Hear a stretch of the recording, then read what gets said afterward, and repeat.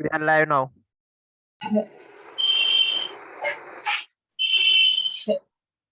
Are we live now? Yes. Yes. Yes. Yeah. Shama, can we start with the slide share and with the first slide that is the program? Yes.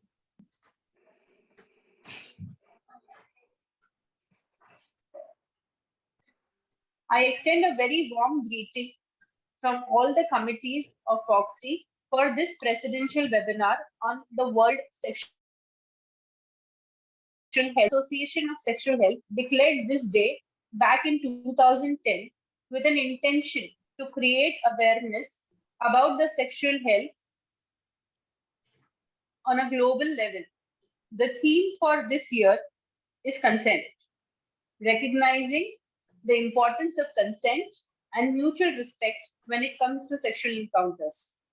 People should have complete and accurate information so that they can make informed choices when it comes to sexual and reproductive health. This day has been celebrated in countries, and Foxy has celebrated this in a big way this year by conducting rallies almost in every society all over India and with a poster and slogan competition. To begin with, let us pray to Lord Almighty for blessings for this webinar. Can we have the inauguration slide, please, Shama?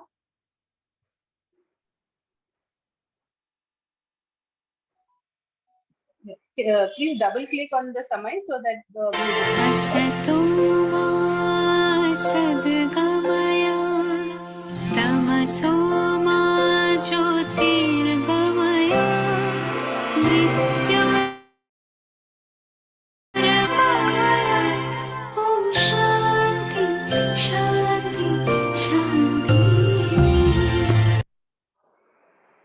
Thank you, Dr. Sharma. I am also delighted to inform all of you that this is the first time that 5 committees of Foxy have come together for a cause and in a big way. We would like to thank the Sexual Health Committee, the Violence Against Women Committee, the Young Talent Promotion Committee, the Public Awareness Committee, and the Adolescent Health Committee being a partner in this webinar. Thank you so much. I invite Dr. Shama to please introduce our chairpersons for the Foxy committees. Good evening, everybody, and welcome to today's session.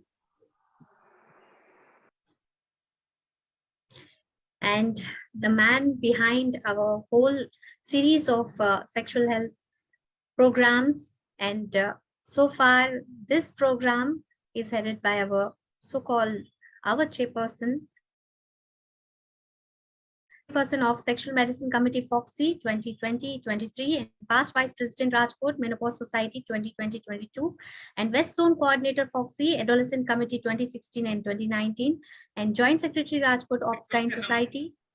And he is so far in every place. So he's contributed to various Foxy publications and also faculty at national and state conferences.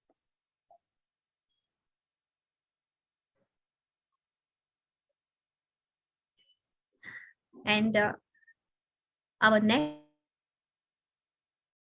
committee, and Dr. Priyankur Roy, sir, and he is an Indian representative, WTOG and FIGU, and Joint Secretary Justices and National Coordinator Parentology Committee Foxy. And that's fine. Thank you so much. Please go ahead. Thank you. Yes, he's having a lot of awards so far, and I welcome you to this session, sir. Over to you, sir.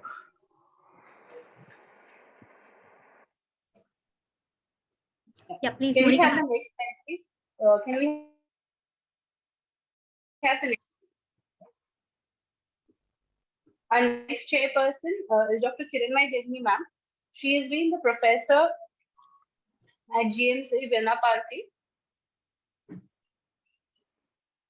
the Telangana. She is also the chairperson of Foxy No to Violence Against Women Committee for the current year. She is a core member of the Foxy Youth Cell from this year 22 to 25. Thank you. And a core member of the coordinator of thank you, Monica. Thank you. Yes, ma'am. We welcome you, ma'am. Thank you. Our next slide, please change the slide. Yeah. is Dr. Supriya Jaiswal, madam. She is the chairperson of the Adolescent Health Committee, Fogsi, the vice president of the Patna OBGYN Society, the joint secretary of Fogsi, Bihar and Jharkhand chapters, a chief consultant at SM Hospital, Patna. Thank and you. an Thank you, executive- Monica. Yeah. Thank you so much, ma'am, Yeah. for being with us today in this webinar. And our next chairperson is Dr. Niharika Malhotra, ma'am. She is the chairperson of the Young Talent Promotion Committee. Yeah. Ma'am is a consultant at Rainbow IVF and a chairperson of the Young Talent Promotion Committee for the current year. She has been the joint secretary of Fogsi in the year 2018 and the editor general of also. Thank you. She's an Thank you. active Thank member you for of. having me here. Thank you. Thank you. I welcome all the chairpersons of the Fogsi committees and I hand over to Kiranmai madam for further conduction of this webinar.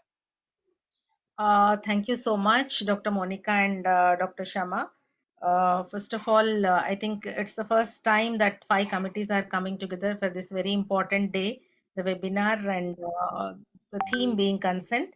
Without further ado, let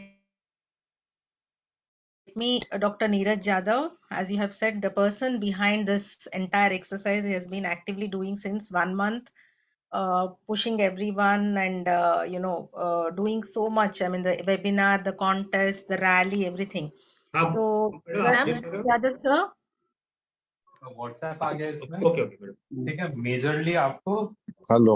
Yeah. Game Dr. डालना होगा Neeraj game Jadhav, डालना तो we आता invite ही है you to address. जाइएगा game डालिएगा Sama, can you stop sharing this screen? वो mobile ललका नहीं ललका तुम रखो अपना अभी Yeah. फिलहाल So thank you, दोनों Dr. से Kiranmai. खुद से नहीं लगता Can you mute everyone, Monica, or please keep everyone in mute mode because some disturbances.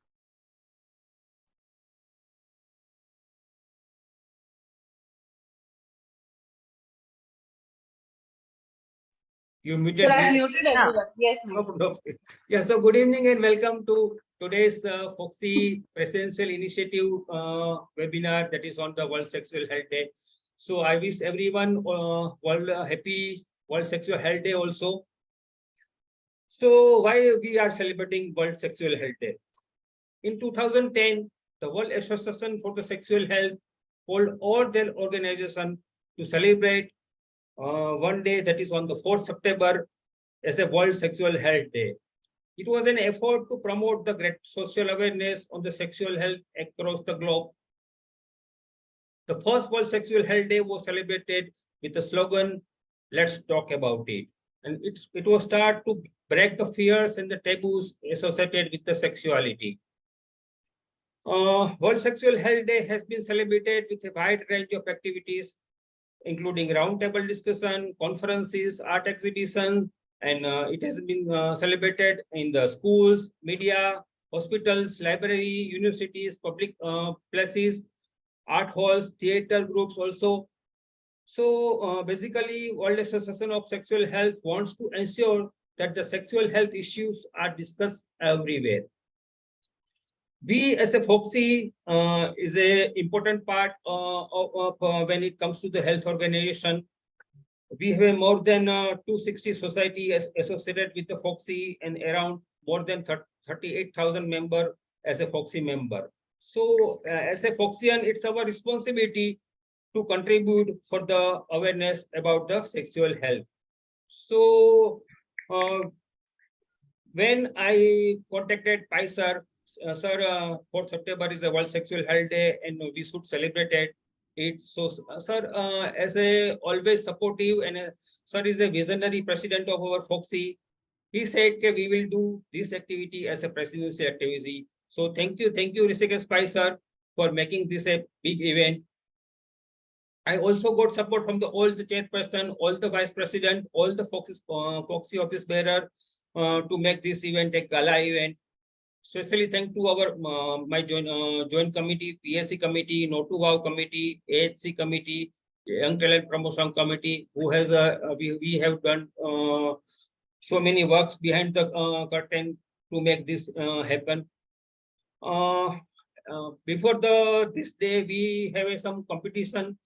We ask every Fogsian to do a poster or slogan entry and send to us.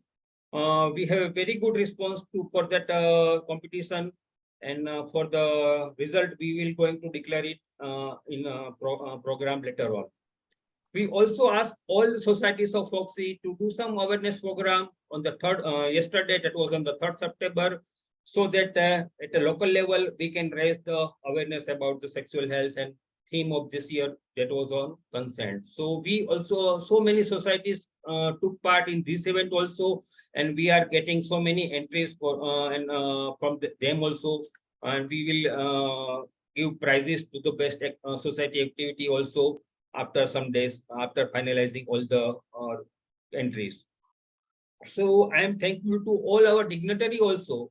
So, they are stalwart in their profession. We have so many different personal faculties today. They are so busy, but still they agree to be part of this program. So I'm really thankful to all of them to be part of this program. I'm also eager to listen to today's discussion that is going to happen on the theme of consent, and there will be a talk on the sexuality education and how it can raise the healthy sexual behavior. So I'm eager to listen to the whole program, and I'm excited also. So once again, I welcome everyone, and I hope this will be a great program, and you will enjoy listening to it. So thank you, Dr. Kiran Mai. Over to you. Thank you, sir. I think you have put a context to the entire program. We are very happy. Our president, Dr. Hrishikesh Pai sir, has joined. So, Supriya, over to you to invite Hrishikesh Pai sir. Sama, Yeah. sir, see. Yeah. Dr. Shama, can you project sir's CV? Yeah, thank you, and very good evening to all of you who all have joined in today, all the dignitaries respected.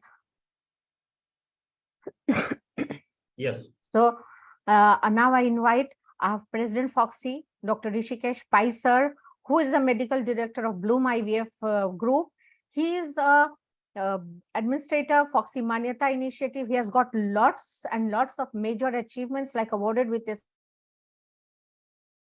RCOG, Royal College of Obstetrician and Gynecologist, London, UK, the past Secretary General, Senior Vice President, Deputy Secretary General, Treasurer, Chairman Fogsi, and had been the past President of ISAR, IAGE, MOX, and MSR. Sir has been awarded with Celebrity Doctor, who has helped more than 20 plus Bollywood celebrities have children and freeze their eggs. 50 plus awards, Rinkius Lifetime Achievement Award by ISSRF 2019 and ISAR 2020. Sir has delivered many orations and invited as faculty across the world, editor of over 16 plus books and written more than 50 chapters. Journal of Gynecological Endoscopic Surgery, then editor Indian, that is OBGYN BJOG, founder chair Indian SIG American Society of Reproductive Medicine, and numerous research publication to his credit. Sir is also the postgraduate teacher in gynecology and DNB examinations, and he has got special interest in infertility, endoscopy, IVF, ICSI, egg freezing, and genetics. Overall, sir is a very humble person, and we are lucky to be working as an office bearer under his presidentship. Sir, over to you for your words of wisdom, sir. Thank you. The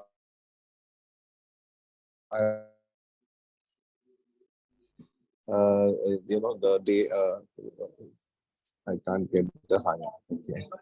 So basically, this is a joint effort, but I must tell you that Neeraj is a very passionate person. He done so. Especially his committee, which is there. It's not easy, in our country, which is still very conservative. And to do something like this is one of the most active. And I think Neeraj, this time you have earned your position to become the vice president of Fogsi. I must tell you that you have one person who is really deserving, and we are looking forward to your foray into the next level of leadership.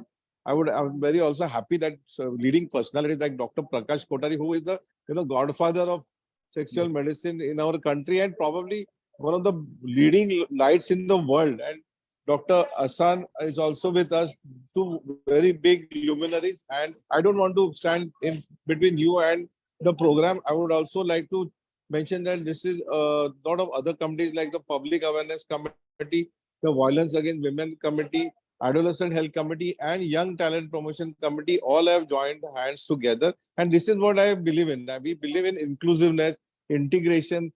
All committees have to come together, and we have other stalwarts like Dr. P.K. Shah, some of our senior stalwarts like Dr. Narendra Malhotra, all of them are there. And our Yashwant, who is the vice president of mine this year and very dynamic lady.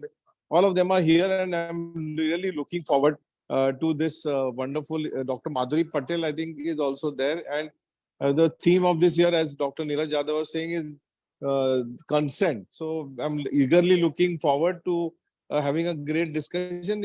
I would say that we have to, when I wanted to, when I finished my MD, I was a bit confused. And at some point in time, I was thinking of getting into, like also. So, because then I worked with Indira Hinduja, and then suddenly my direction changed and I went into IVF. But at some point in time, I would have maybe gone into and followed the footsteps of greats like Dr. Prakash Kothari, who is here with us today. Because I feel like, if you are having a sexual dysfunction, it can be a major disruptor in your life. And so though it is,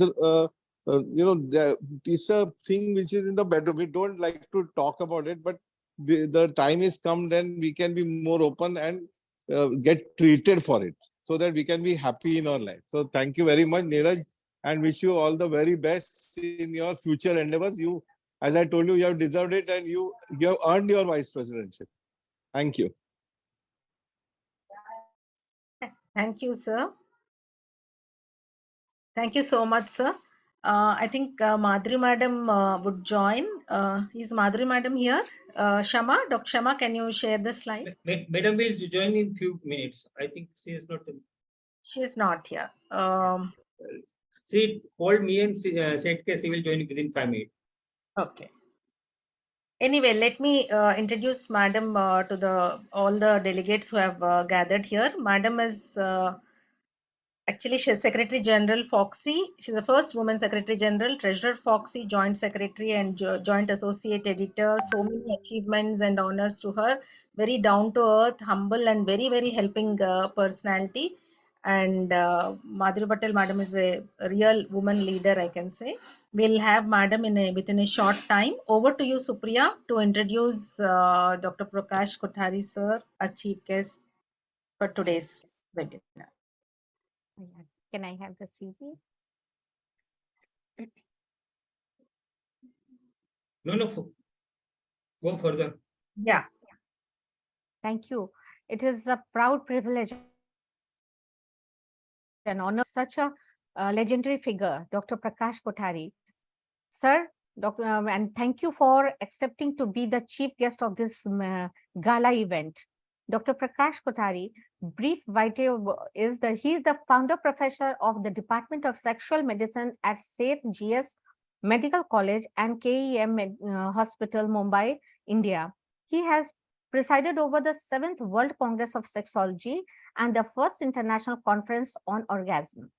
His path-breaking research on orgasm and the World Map, the World Association for Sexology, conferred upon him the title Man of the Year and its highest award, the WAS Gold Medal. He was awarded the prestigious National Civilian Award, Padma Shri, by the President of India in recognition of his significant contribution to the field of sexual medicine. Sir, we are honored to have you here and sharing the dais along with you. Thank you so much. Over to you, sir, for your words of. Sorry, you have to unmute yourself. Kothari, sir? Sir. Unmute. Yeah. You are muted. Sir, you have to unmute yourself. Okay. Yes, sir. Yes, sir. I have one. Are you Yes. able to hear me? Yes, sir. Yes, sir. Now. Can I start the discussion?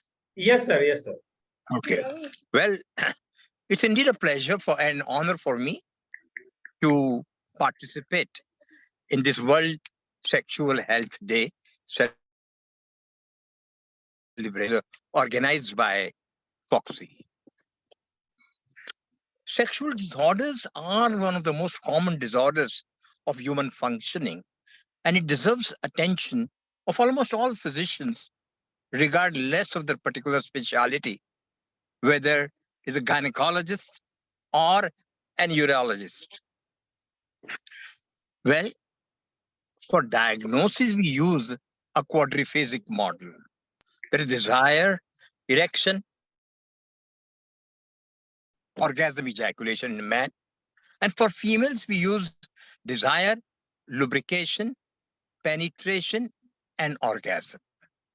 But for treatment, we have to use a triphasic model, which includes constitutional, that is physical, psychological, that is emotional, and relational, which is very, very vital. Today's theme is consent, which is very,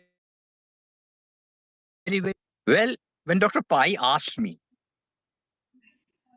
the cases which we have seen at KEM Hospital, which are about more than 55,000 cases on record, he asked me what type of relationship disturbances you have come across in your clinical practice at KEM Hospital. We have come across three varieties of problems as far as the consent is goes. One, there is no consent at all. Second, but care is missing.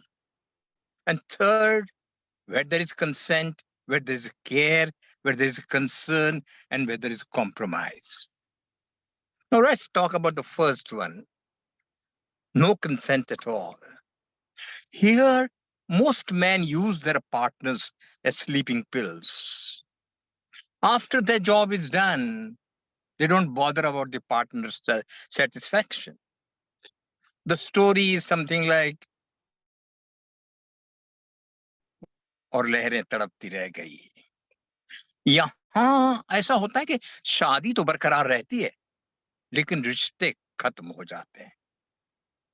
The next group which we come across is there is a consent. Yes, but the care and concern are missing. जैसे सुबह उठे, breakfast किया, office गए, शाम को आए वापस, scooter पे पार्टनर को बिठाया तो गाड़ी में बिठाया, एक राउंड में आए और घर पे आ गए, कभी सेक्स की. यहाँ कोई अलग तरीके के रिश्ते होते हैं. ऐसा होता है कि दिल से अपनाया नहीं और गैर भी समझा नहीं. दिल से अपनाया नहीं और गैर भी समझा नहीं, ये भी एक रिश्ता है जिसमें कोई भी रिश्ता नहीं.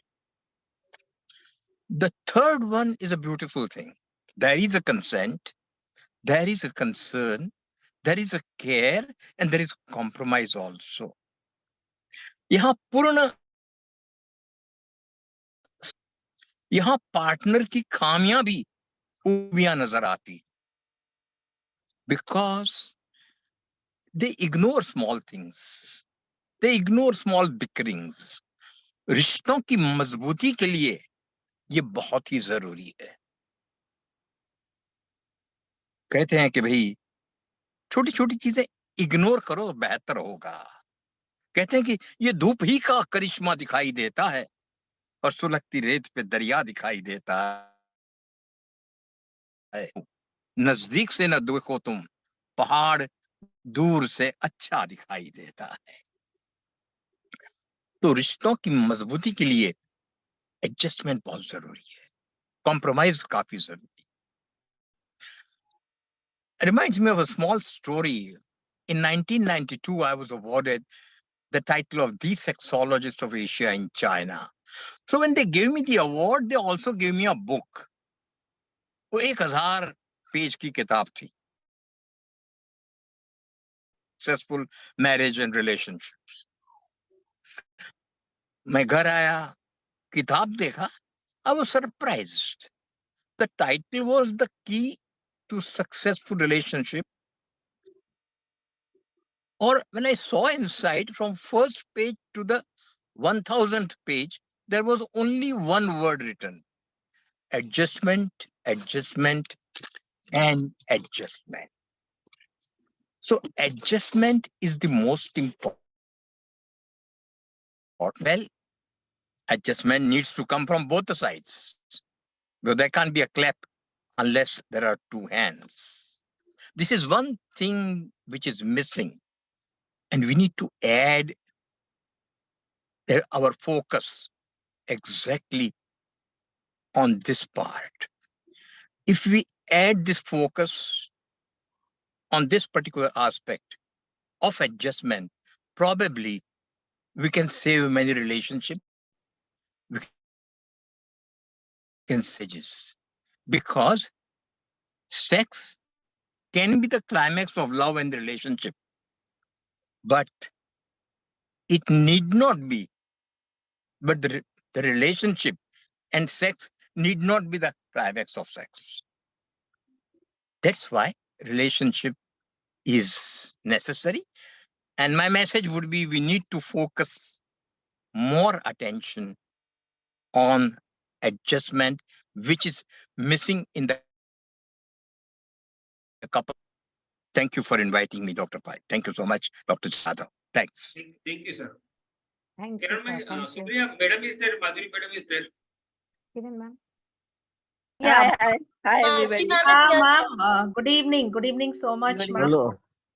Can I say something before Yes, Madam yes, sir. Madhuri Yes, says? sir. Yes, sir. Yeah, Yes. because Dr. Prakash Kothari, it's really, I'm really grateful to you. You are such a big, बहुत बड़ी हस्ती हो, and we look up to you. You started a department in KM, this field, and he's in London, and I still requested him, and he came today. So I'm really obliged, and wish you the very best of everything in life, sir. We really look up to you. Thank you for coming. My pleasure, sir. My pleasure, sir. Thank you. Thank you. Madhuri ma'am, welcome, and all are waiting for your message, ma'am. Yeah. Thank you, Kiran Mai. I am really apologize for joining late, but I could join, so I am really. So respect our chief guest, Dr. Prakash Kothari.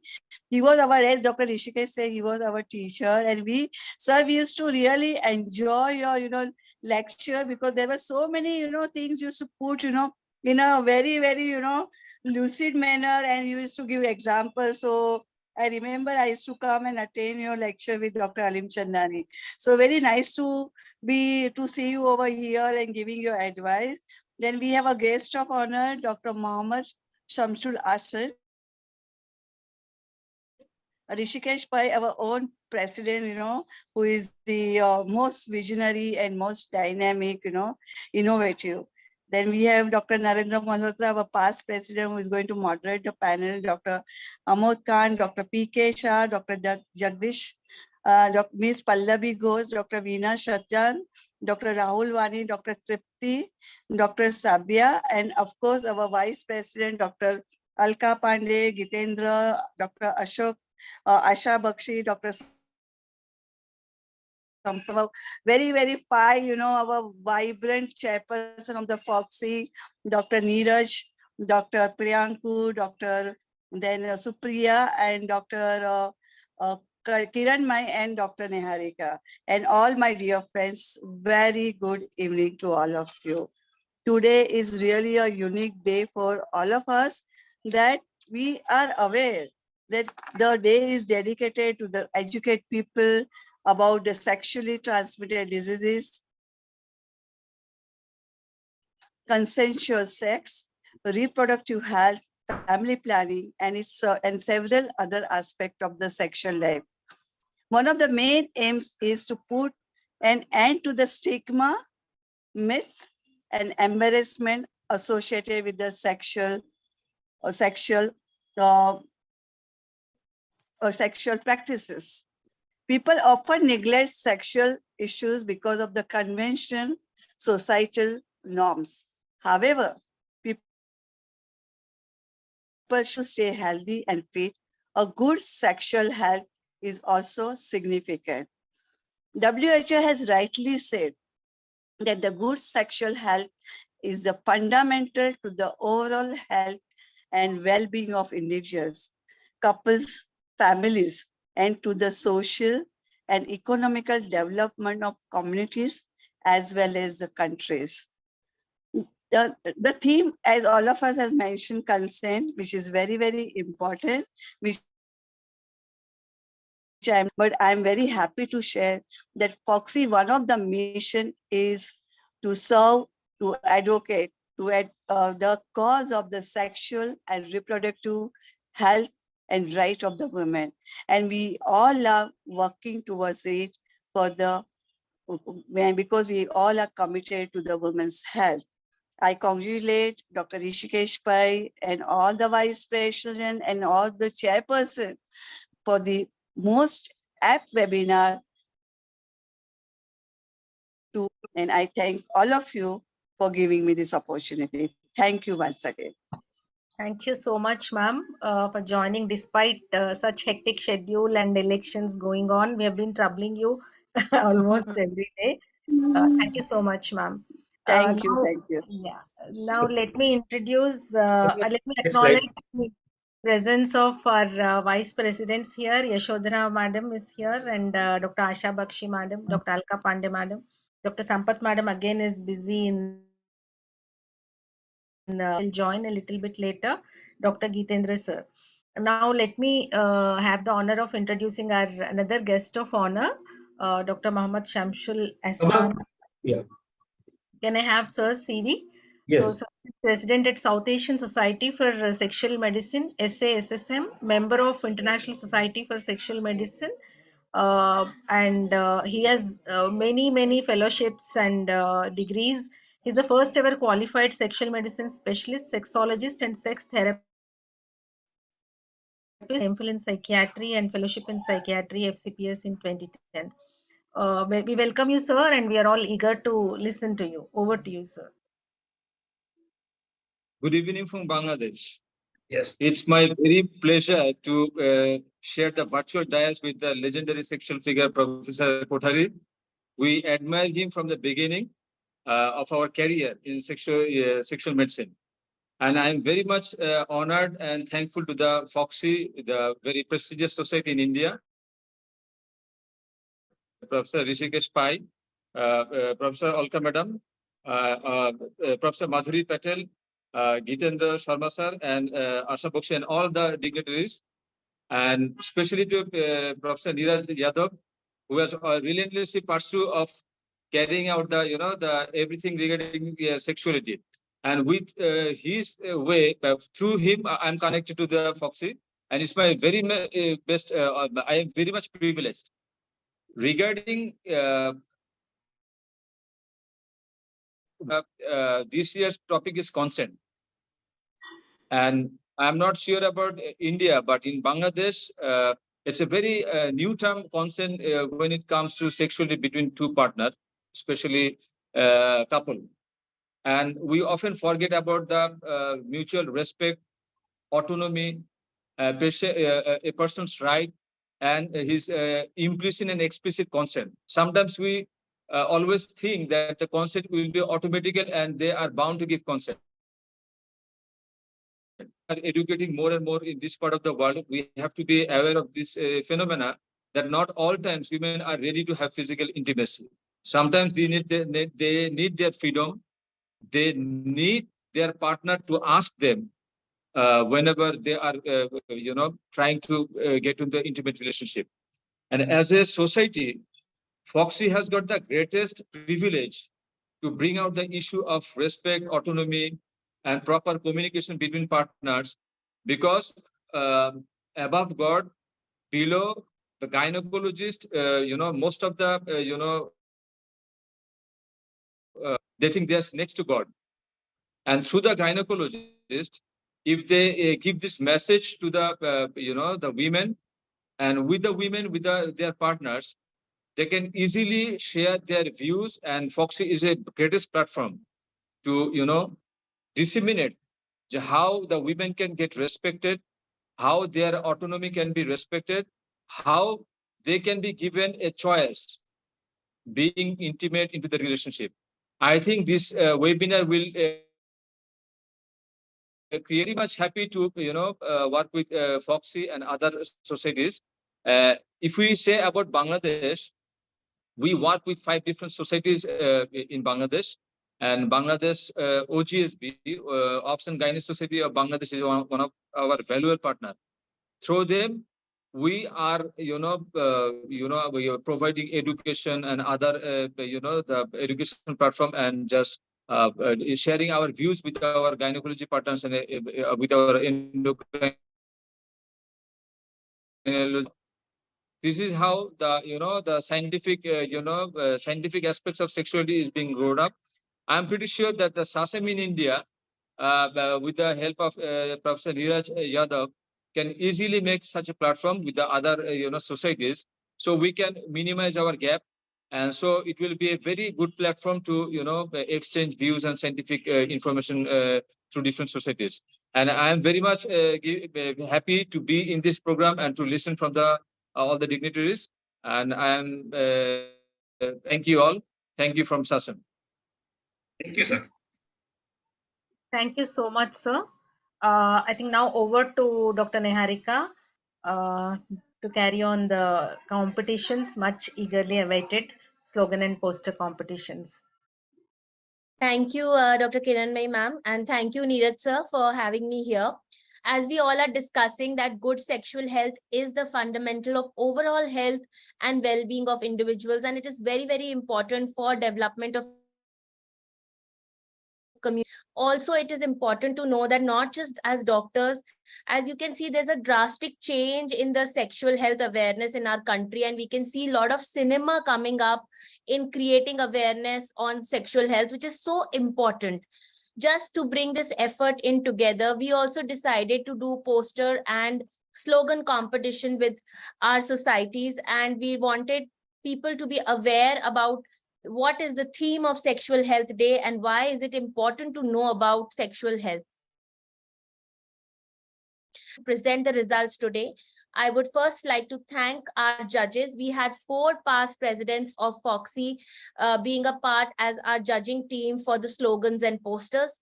For slogans, we had Dr. Hema Divakar and Dr. Reshma Pai, who have been pioneers in Foxy, creating changes and bringing in women empowerment in our organization. For the posters, we had Dr. Naren Malhotra and Dr. Alpesh Gandhi, both very, very dynamic past Foxy presidents, and we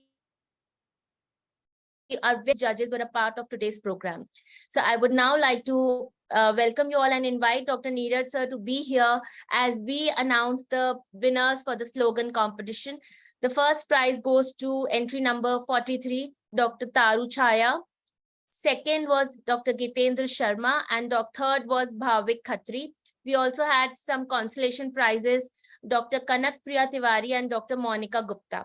So as you can see, the first prize, Dr. Taru Chaya from Jaipur. This was to incorporate slogans which were handmade or well thought of. Dr. Gitendra Sharma from Ahmedabad, second prize slogan. He submitted 2 entries and both were very well done. And third prize, Dr. Bhavik. And our consolation prizes for the slogans by Dr. Kanak Priya and Dr. Monica. Congratulations to all of you. We had almost 90 slogans which came to us, and it was a huge participation. For our posters, we had Eta Manvatikar, second prize to Dr. Vani Malhotra, third prize to Dr. Salil Sood, and consolation prize to Dr. Ananya and Dr. Saurabh Bose. So this was a beautiful poster made by Dr. Shweta. It was all handmade, as you can see, and she is from Chandrapur. Second poster by Dr. Vani, and this was also hand painted and made. And it's a beautiful depiction of consent and theme of sexual health. This poster actually is a video which is handmade and it moves. And it's soon. And our consolation prizes for the poster were Dr. Ananya and Dr. Saurabh. So congratulations to all of you and thank you for participating. Actually, everybody who have participated, all are winner, but we have to select few. So yes. Yes, Dr. Kiran. Congratulations. I think all the slogans and the posters were very, very, sensible. And I always look forward to this wonderful cap. Congratulations to all. Sir, can we move ahead with the Yes, sir. panel? Yes, Dr. Kiran. Yeah. Yeah. So going ahead with the panel, which is about the theme of the World Sexual Health Day, that is consent. We have none other than Professor Narendra Malhotra, sir, who is our past president, Foxy, and sir dons so many multiple hats, and we keep saying sir has so many hands and arms, and always at his pleasant best of us, irrespective of our age and cadre. Sir is Managing Director of Global Rainbow Healthcare, Director ART Rainbow IVF, President INSARG, Vice President of CEFOG, and past President of so many global organizations. So I think it takes a really long time to, if I have to introduce you, sir. Let me introduce the panelists. Again, we have very senior Foxians and other members, which I think adds a lot of present panel. So Gitendra sir will join in shortly. So we have sir. Can we go back? Yeah. Sir Amod Khan sir is very well known in all our Foxy programs, especially social aspects. Sir is social development expert, child and women welfare, presently member coordinator of the NITI CSO Standing Committee of NITI Aayog, chairman of Domestic Workers Sector Skill Council, General Secretary Prayas JAC Society, which is a and chairperson of Delhi Commission for Protection of Child Rights, DCPCR, Government of NCT, Delhi. Welcome you, sir. It's really a pleasure to have you. Can we have Dr. Jagdish, sir? I think this is too small to, yeah.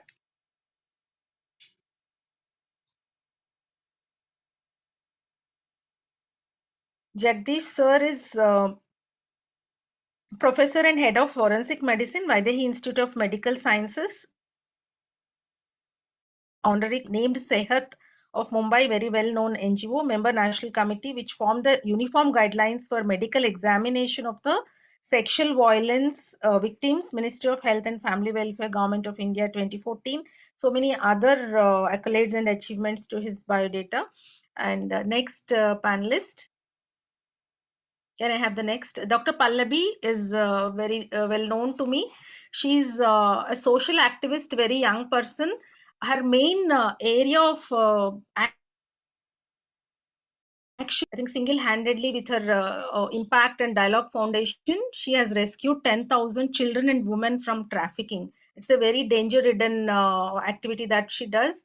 And I think she will add you a lot of value to this panel. Next panelist is Dr. Veena Satyanarayana, again another accomplished additional professor in the Department of Clinical Psychology at the National Institute of Mental Health and Neurosciences, NIMHANS, Bangalore. She has vast clinical experience in individual, couple, and family psychotherapy in treating mental health, special interest in gender, violence against women, and mental health in leadership positions. We welcome you, Dr. Veena, and then Dr. Rahul Vani, sir. He's honorary consultant, Matadi Hospital Trust, immediate past president of Navi Mumbai Ops Gynae Society. Next, I think we have Dr. Tripti. Again, she's a multifaceted personality, very active Foxian. She's an associate director, Department of OBG. We all know her as an author of so many books. I am a psychologist. She's recipient of APJ Abdul Kalam's Appreciation Award, so many awards, but she's a blogger, poet, columnist, and very active in social issues. Welcome you all. Over to you, Naren sir. Dr. Kiran, Gitendra is there, so just introduce him. Yeah. So Gitendra sir is our dear Vice President. He's a medical legal expert. He's also a singer, and we all know him for his medical legal expertise. He's done LLB with 15 gold medals, topped Gujarat University in practice, consents in OB-GYN. As you can see, this is our topic. Laws a doctor must know. chairperson of the Ethics Medical Legal Committee of the Fogsi. I think we have who's who of the experts in the panel, and it's up over to Naren sir for the moderation of the panel.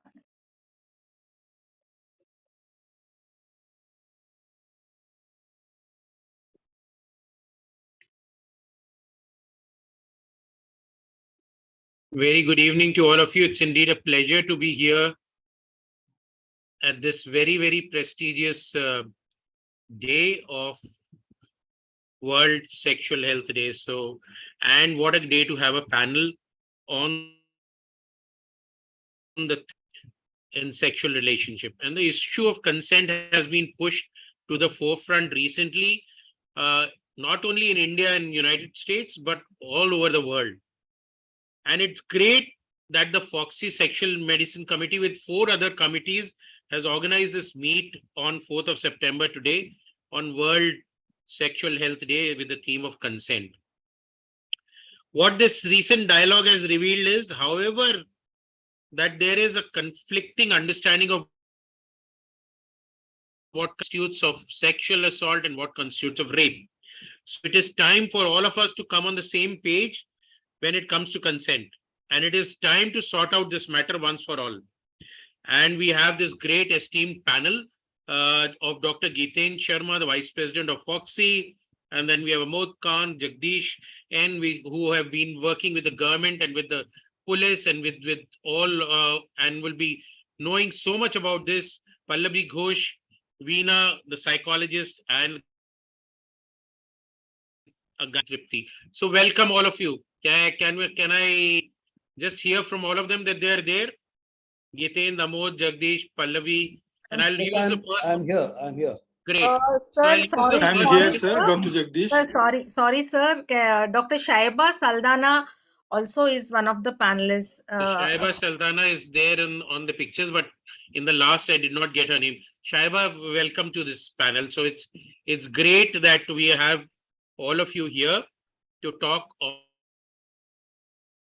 on us don't discuss. So let's start with Me Too. Now the question, Tripti, to you is the blogger. What was this hashtag Me Too? And when it came, everyone started doing Me Too, Me Too, Me Too. So what was this Me Too? So Me Too was actually started somewhere in 2017, if I'm not wrong, by an American actress. I'm forgetting her name. So this was to project to the world that sexual harassment exists, and it is something very real, and men have used their position and the objective was that women have this inherent tendency to close up once they suffer from assault. They feel they have fear, they have shame, they have guilt. They don't tell, girls don't tell their mother because the mother would say, और ऐसे कपड़े पहनो, और जाके बात करो, और यहाँ जाओ. So they always feel somehow responsible. And second, of course, it was to spread awareness about harassment. So that is how the movement started. Somehow it didn't.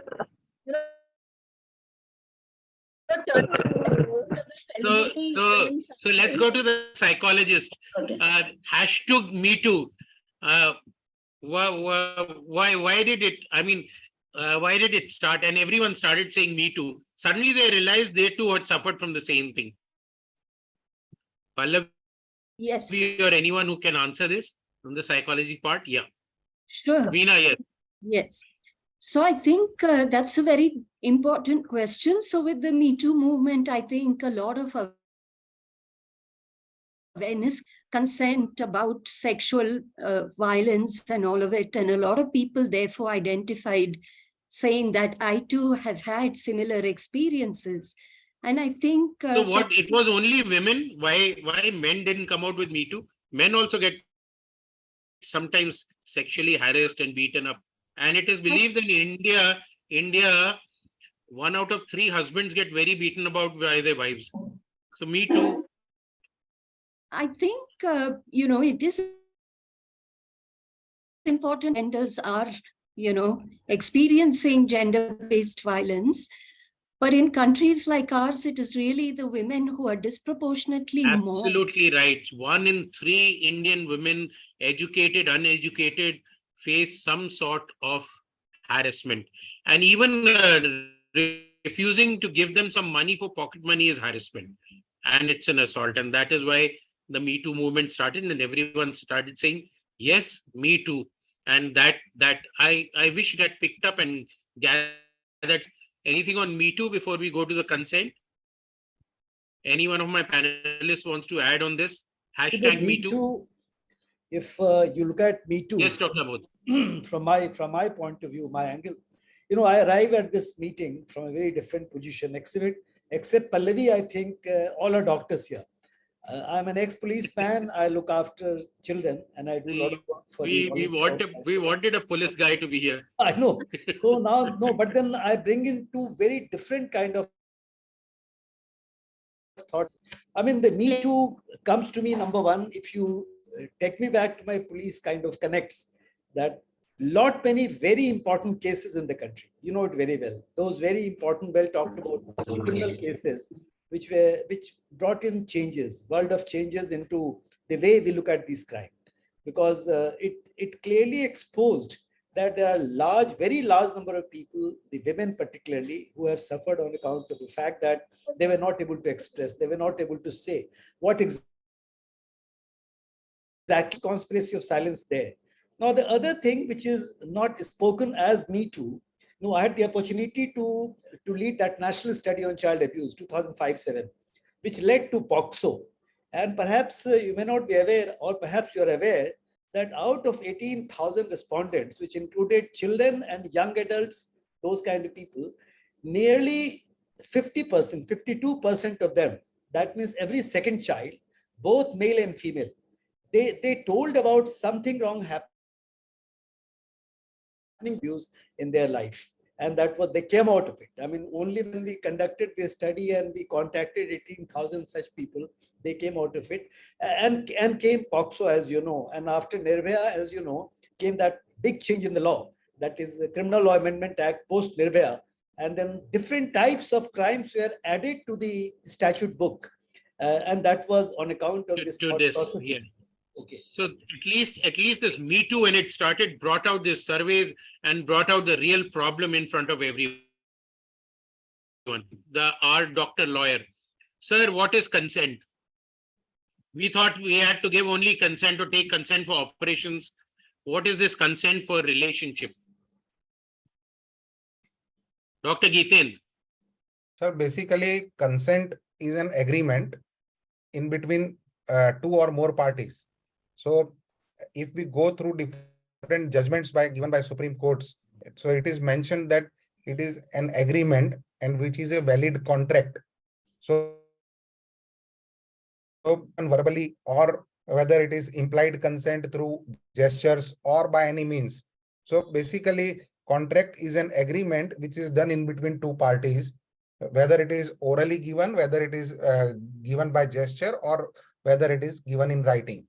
So it is simply, that is the understanding on my side. So anyone wants to add on this? Consent when a person agrees to give permission to the other person to do something? Define consent, sir. Consent is an agreement ad idem. Means after understanding the consequences of whatever is going to happen, if somebody agrees to a particular act, then it is a consent. So Dr. Pallavi, would you like to add consent, anything to it? Yes, like for example, because I'll just give an example. So when I work with traffic survivors, what happens is that I never get them on camera. Like I have never clicked their pictures. I even don't come, because according to them, the whole concept of consent is diluted. A lot of us, what we do, we get a signal, we get a like printout with written that I this acknowledge, I accept, and we take the signature. But when you talk about consent, consent is something that needs to be taken, at every instance. Sometimes it might be like you've taken a consent from somebody. Consent needs to be taken at every instant. Everyone should remember that. And Jagdish, yes, I was coming to you. So if you say, is this okay? What are my boundaries? Do I try? Does it feel good? Are these consents? Can I kiss you? Dr. Jagdish, yes, I was coming to you only. Yeah, I want to differentiate consent from will before I get into what you have raised. Because many a time in sexual relations, people confuse between will and consent. Most of the sexual violence, we always come back, the accused. And now what essentially we have to understand is somebody may have a desire, but that desire doesn't necessarily mean they have agreeing to on social pressures or circumstantial issues. They have given permission for the sexual act.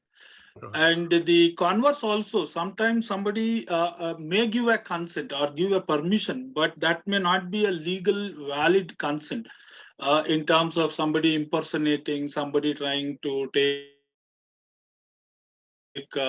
somebody trying to put somebody on a fear of death or hurt.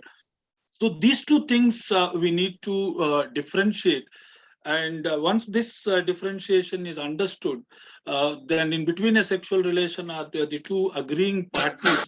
So at every step, they need to look out whether they agreed for the kissing part, or what are the boundaries, to what extent they are agreeing for the sexual relation.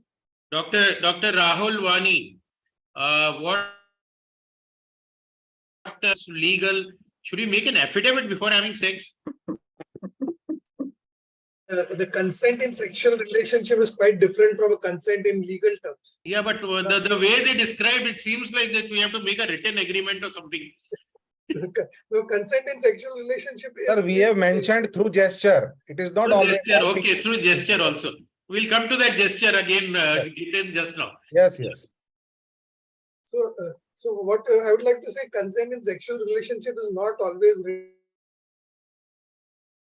At every instance, you cannot be asking whether I can do this, whether I can do that. It is a response your partner gives to, and you can differentiate between a positive response and a negative response. And you should be a responsible person, a person who, sex is an expression of love. So if there is love, care, and if you take the responsibility of this relationship, then probably you understand what the limits are, what responses are yes and what responses are no. And perfect. That is where Dr. Shelva,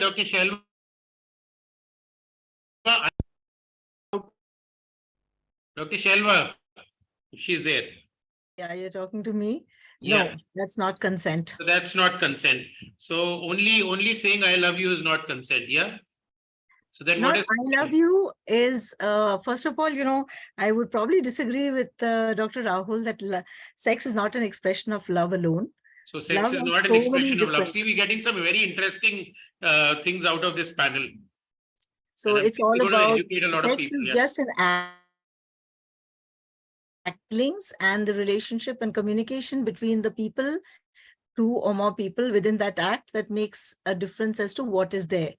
And I think the importance of consent comes in because it happens, and I'll be discussing that in the subsequent part, that in a male-dominated society, which is gendered, where females feel they have no right to say no, where marriage is considered a license for sex. The question of consent doesn't even arise because she is not presumed to want it. So are you saying that marriage is a consent? No. No. So she's not. Our parliamentarians don't agree, of course. Yeah. That's I know that is the trouble. So consent is something which is freely given, which is reversible, which is informed, which is enthusiastic, and which is very specific. If you give a consent, can I kiss you? It only stops there. If you want to proceed further, you have to take another consent. And suddenly the girl or the man may reverse it. Say, enough, I'm going back to number one. Please, sir. Because we want to clarify these. Someone said that about the agreement or the contract. Since I come from the legal background also, I mean the agreement and contract, decidedly consent in the sex or consent is something very different. It's a highly complex thing, which is gradually opening up. And if you look into the various court judgments and the disputes and the cases, it's endless kind of situations coming up in Sir, bedroom में दो लोग होते हैं. want to make it at 1 minute. Sir, bedroom where there are only two people, how will they prove that consent was given or not given? Let me finish. Yeah. I'll just finish you. See, first of all, consent I mentioned is not something like contract or agreement in the legal term.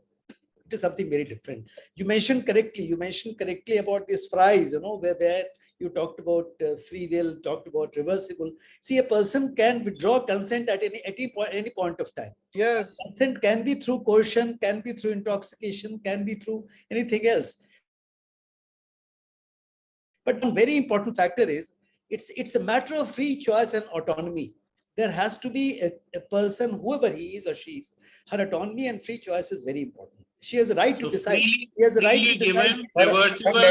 Let me clarify, sir. That is very complex because it keeps on changing its color and shape and the kinds of situations you come across.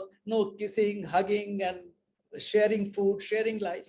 They're all part of the sexual activity also. Sex has become far more pervasive.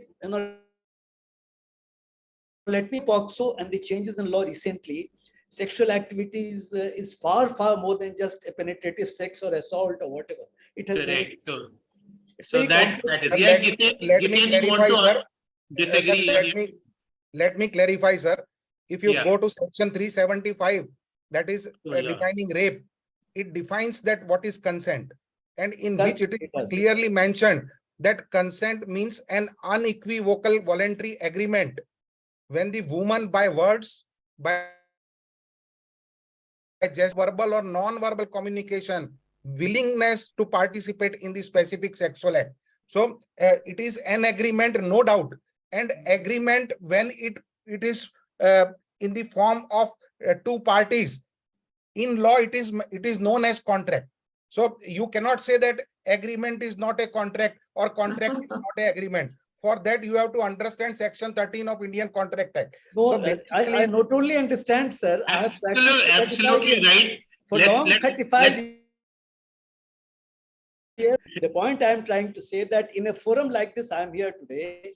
I would not like to speak the language of whether oral or whether verbal or non-verbal, but it is an agreement. Oh, no, it's fine. You cannot say that it is not an agreement. Because so it is an agreement. The courts have to decide. No, just one sentence. Your point is well taken. 375 understand fully well. The point I am trying to say, legally it has to be established when the matter becomes a dispute.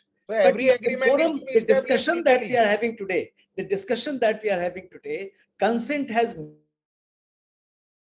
many on the domain of 375, unfortunately. So I'm not talking here like. So let's move ahead. Otherwise, we'll be stuck between lawyers and this thing, and which happens, and फिर तारीख पे तारीख होती जाएगी, and we won't be finishing. So Dr. Veena, this girl gave a consent to kiss this guy, and now she's walked out. Can someone reverse the consent? I think agreed to certain things, but she's walking away now. Decidedly, she can walk. People should have that freedom to withdraw consent, to change their minds. I think that's very natural. They were in relationship for 20 years. And she that's fine. That's fine. So that's fine. She says anyone can walk out anytime. It has to be ongoing. Your partner needs to give consent before it takes you to the next level. And if it doesn't, you just walk out. Yeah. I think it's okay for a woman to choose to withdraw consent or, change her mind. Because we are saying that consent is an ongoing thing. It's not a one-time thing. So it's not that you've given consent. Okay, now we are well in relationship. Any day, any time we can do whatever. The man cannot think on those lines. Yes. So I think what is also important to talk about is capacity to consent. Maybe it will come up later. Yeah, we'll come to that. We'll come to the capacity. So let's describe this. So consent, ladies and gentlemen, what is enthusiastic. It's a clear agreement between the participant to engage in a specific sexual activity. That's it, period. There is no room for different views on what consent is. People incapacitated by drugs, alcohol cannot consent. If clear, voluntary, coherent, ongoing consent is not given, then it is sexual assault or rape. And there is no room for ambiguity, assumption. It is and non-consensual sex. Yes. Yes, decidedly. Rape is well defined. Rape, there is no issue. We are only talking about the consent. Consent is not, to sex. and of course, So if there a is no large consent, number it of is sexual assault. No, sir. no. The issue is that there are many people. We are not discussing the invalid consent and somebody's no capacity to give consent. Even that is one part of it. But then let us not limit the whole thing to rape. Rape No, is only sexual one assault. very small part of Rape, it. Let us not decide is, consent on rape. We are not going to talk on rape right now. It's become Sexual to here was about rape. We are not talking about rape. We are talking about the sexual freedom. sexual freedom. A larger issue. We are talking about consent, and we're talking about consensual sex or the. Let me clear, any sexual act is done without consent is rape only. Or sexual assault. Yes, yes. Sexual assault or rape. Is there a difference between them? Sir, if you go through the definition of now it is changed. The definition of rape is much larger. I agree. See a marital rape? Definitely, yes. So there can be. Now, currently, can I come in, Narendra? Yes, please. See, though we all know that whenever there is a non-consent, definitely, even within the relationship of a marriage, it should amount to the same rape. But unfortunately, in an Indian context, we have not recognized marital rape as a separate offense. Health consequences consequent to sexual violence, and in a marital situation we are blindly accepting it, though the Supreme Court clarified in 2017 that if the wife happens to be less than 18 years, okay, then that can be brought under POCSO. But unfortunately, the wife above 18 years, we still are in question mark. She has to fight with the regular situation of other offenses and not under the marital rape. When we are talking of consent, and particularly in a married relationship, and when we agree that both parties should agree for it, it's unfortunate. Let me ask you a question here. How does this woman or man prove in the court? They were the only two in the room. He says she said yes. She says I said no. He says she pushed me. She says, so it's going to be something very, very difficult to prove that it was non-consensual or consensual or force, because they have been married for 10 years. Yeah, rest of all the activities which happen in the marriage are all on trust. So when all those don't need a separate proof, so definitely the marital rape. And here there are no evidence unless they've got a camera in the room. Yeah, the same applies to the rest of the rape situations also. It happens in private largely. When we are proving those offenses in the court, definitely marital rape would also be an issue. Circumstantial evidence definitely would try to could prove the marital rape. No, one last point, if you permit me, the marital issue of marital rape is separate, but then there is a provision of restitution of conjugal rights, which presupposes sex. So that's something, this context of marriage and the consent, the law prevails that less than 16 years now, 15 years and below, I think you can't have sex with your wife also. That's a point there. And now, as you know, the new bill. Each part we all agree. It's the other. So let's come to Dr. Tripti and Dr. Rahul Wani. The consent is clear, ongoing. What exactly you mean by this? Sir, it means that, Sir Abul. Yeah, Rahul or Wani, Tripti, both of you can take. I would take this. Now, once you enter into a relationship, or once the act begins, any of the partner is free to just move out of it. At any point of time, if the partner says, no, I don't want to continue with this bit, that means the ongoing consent is not there, and the person at that point of time does not want to continue with the sexual act. So So it has to be at any point of it need not be verbal, or it may not be just a gesture or a physical movement or pushing away or moving out is just a gesture that I am not interested in further continuing with this act. So, Tripti, the couple is in the heat of foreplay and everything, and suddenly, so sab ekdam se the whole temperature goes down. Sir, and if supposing that they don't take the consent, then again the situation will go out of control. So it is better to be sure of your partner before you make the next move. So it's not like a legal document as we discussed that you have to sign. It won't take much if both of them are actually into it, if you look at it practically. But so yes, if you feel that your partner is not into it, one must stop at there. Otherwise, they be facing. So basically, it is a communication in between which should carry on and going on. Chalo, let's say. Coherent, what does it, who's going to, whoever can take this? Coherent, what do you mean by coherent? Pallavi, you can talk about this, or Veena, psychologically. What is coherent? What do you mean by coherent? Let's describe each word of this consent. Today, we're going to thrash it out. I think, coherent would mean that, we are sort of coherent, both, we are not giving any mixed signals. We are not any ambiguous messages. So what we are saying verbally, non-verbally, they are sort of in sync. There is clear communication. So coherent is also about just clarity in communication about consent. So a Punjabi married to a Malayali, she is saying yes in Malayali and he is not understanding. He says it's uncoherent or coherent. I did not know whether she said yes or no. And he carries on. But she said, I said no. Which is not the only medium of communication. So language does not come in. Language is not the only medium. There are many other mediums. So they can say gesture or whatever. And of course, drunken sex comes here. If you're drunk with alcohol, if the woman is asleep, she's been given sleeping pills, which someone said, and she's not fully awake and she's not talking. Pallavi, what do you say about this? This is exactly why I said capacity to consent is also important.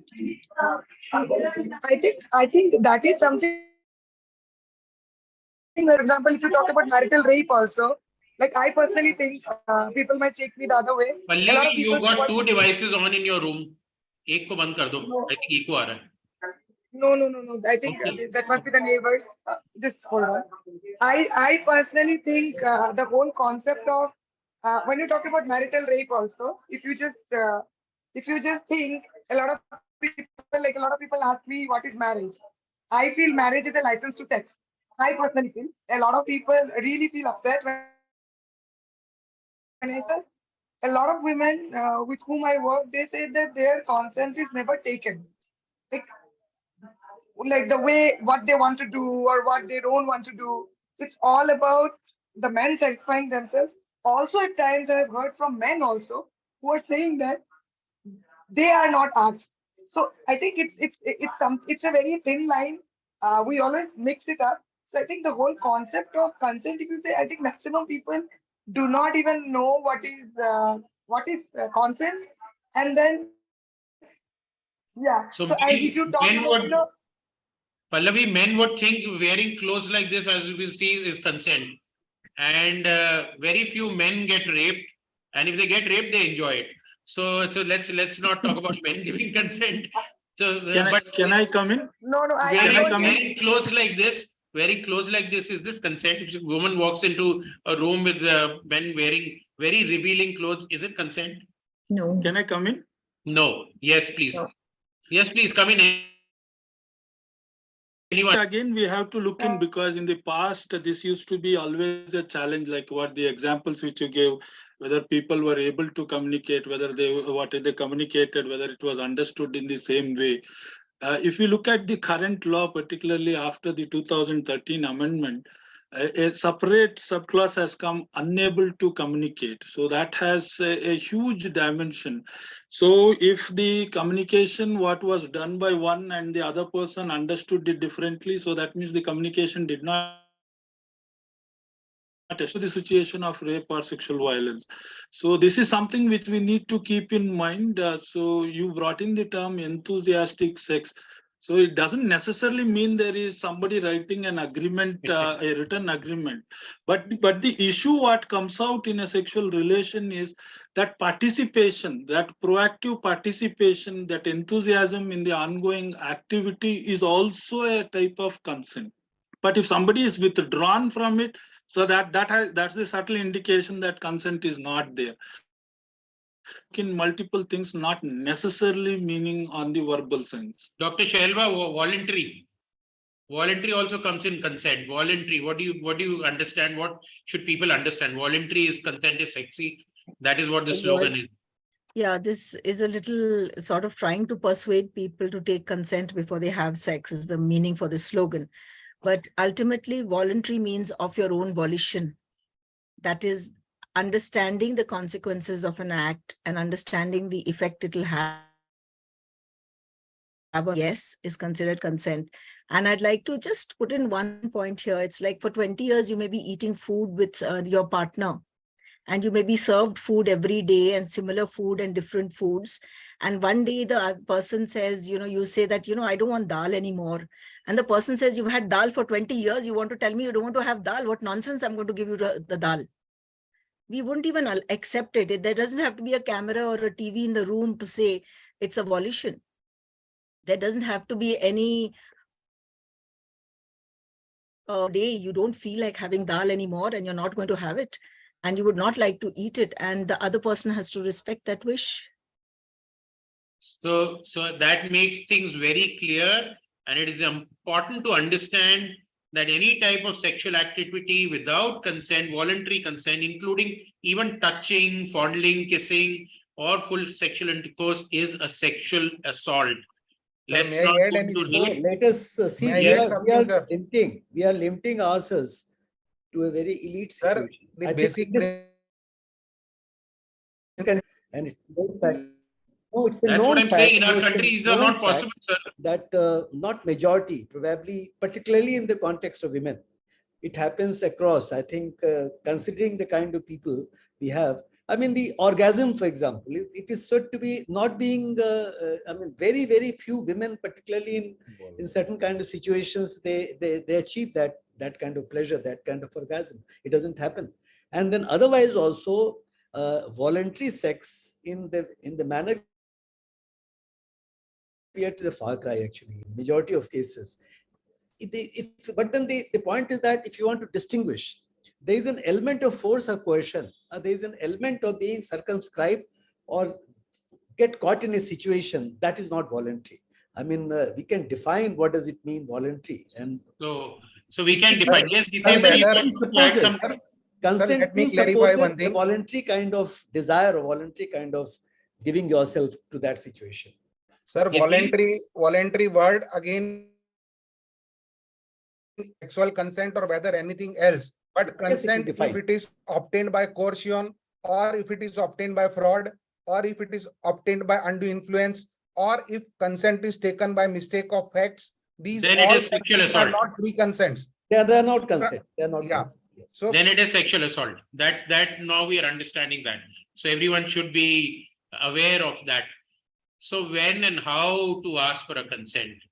Anyone wants to take that? Rahul Wani, when should a person and how to ask for a consent? Aaj full moon hai yaar, aaj to allow kar de. Things like that. No, I think in sexual relationship it is more of the act between the two people, the gestures between them, the understanding between them. It is not actually asking for a consent of.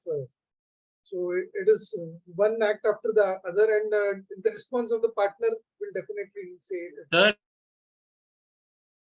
but consent before engaging.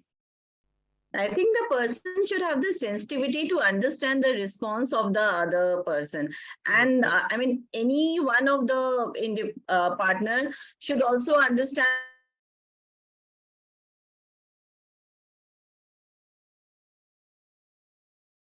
something, then the girl would say, now they have come so far, they cannot go back. So women should also understand that at any point, if they are not comfortable, they should withdraw.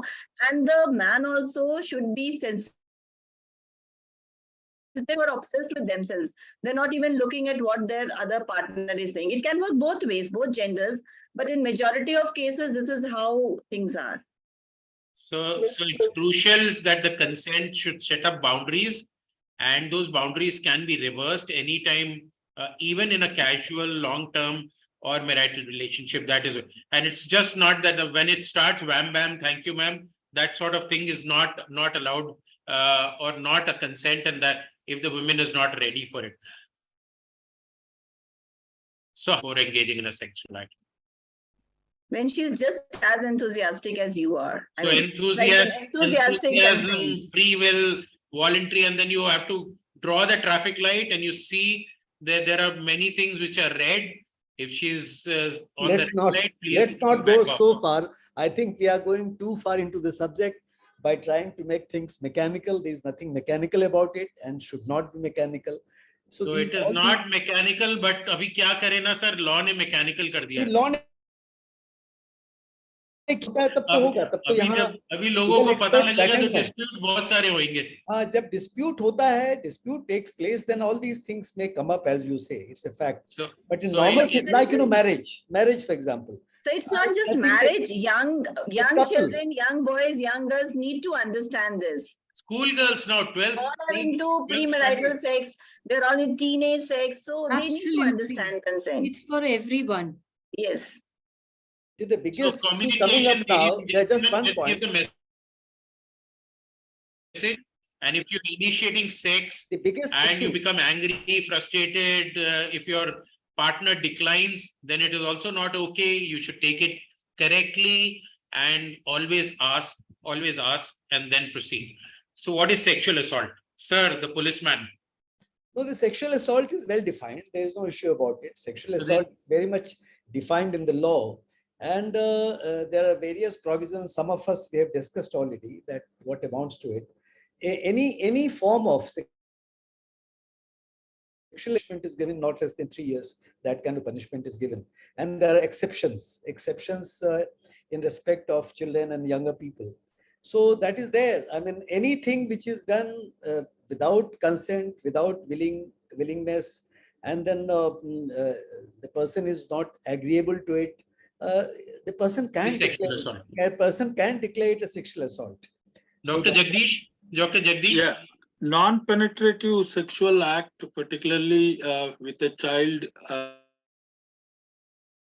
sexual assault. We'll come to POXO at the age in the next thing. But otherwise, in our country, sexual assault, currently we are looking at as non-penetrative sexual act, which is different from the penetrative sexual act. So that's what is sexual assault. And here also consent would be an issue, but largely we are looking at a child. So the consent of a child is immaterial there. That's correct. So say office, harassment at workplace, harassment, eveteasing without asking, all that will come into sexual assault. Eveteasing comes here. That comes as sexual harassment. That's another legal entity where we have a separate law looking at workplace sexual harassment. So after POXO, sexual assault is defined very clearly as non-penetrative act. Rahul Wani, the sexual assault, consent is a mood killer. I can read out. Sexual assault in section 7 of POXO is defined as whoever with sexual intent touches the vagina of the child or makes the child touch the vagina, penis, anus, or breast of such a person or any other person, or does any other act with sexual intent which involves physical contact without penetration is said to commit sexual assault. This is different definition section. So that is sexual assault. It's mainly for. So Dr. Pallavi, Dr. Veena, Dr. Rahul Wani, Tripti, is consent a mood killer? No. Everyone is in a mode and suddenly you said, I have to take, oh shit, I forgot to take consent. Sir, if it is not there. So consent has to be taken before the mood starts. Very difficult. Pallavi, what do you say about this? And Dr. Veena, the psychologist? I think we've already discussed the fact that consent has to be taken before, and we should not think about taking consent as dampening the mood or being a mood killer. I think one owes that amount of respect to their partner. Correct. So that it should not be taken. So you could ask the right questions to get the right answers. Ways to talk about consent. How should a person talk about consent? I mean, I got this thing, how to check your whether, let's talk about sexual contents. Do you want to, do you feel good? Where do you like to be touched?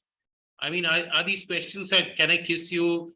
Can I take this off? Can I take this off also? Do you want to have sex? I mean, these are, can I, whatever you want to fill in the blank. I mean, these are the questions should be asked. They should be asked every time. Very impractical, sir. Very impractical. Impractical, no, that is what I'm saying. I don't think so. If you start asking this, mood will get off. Yes.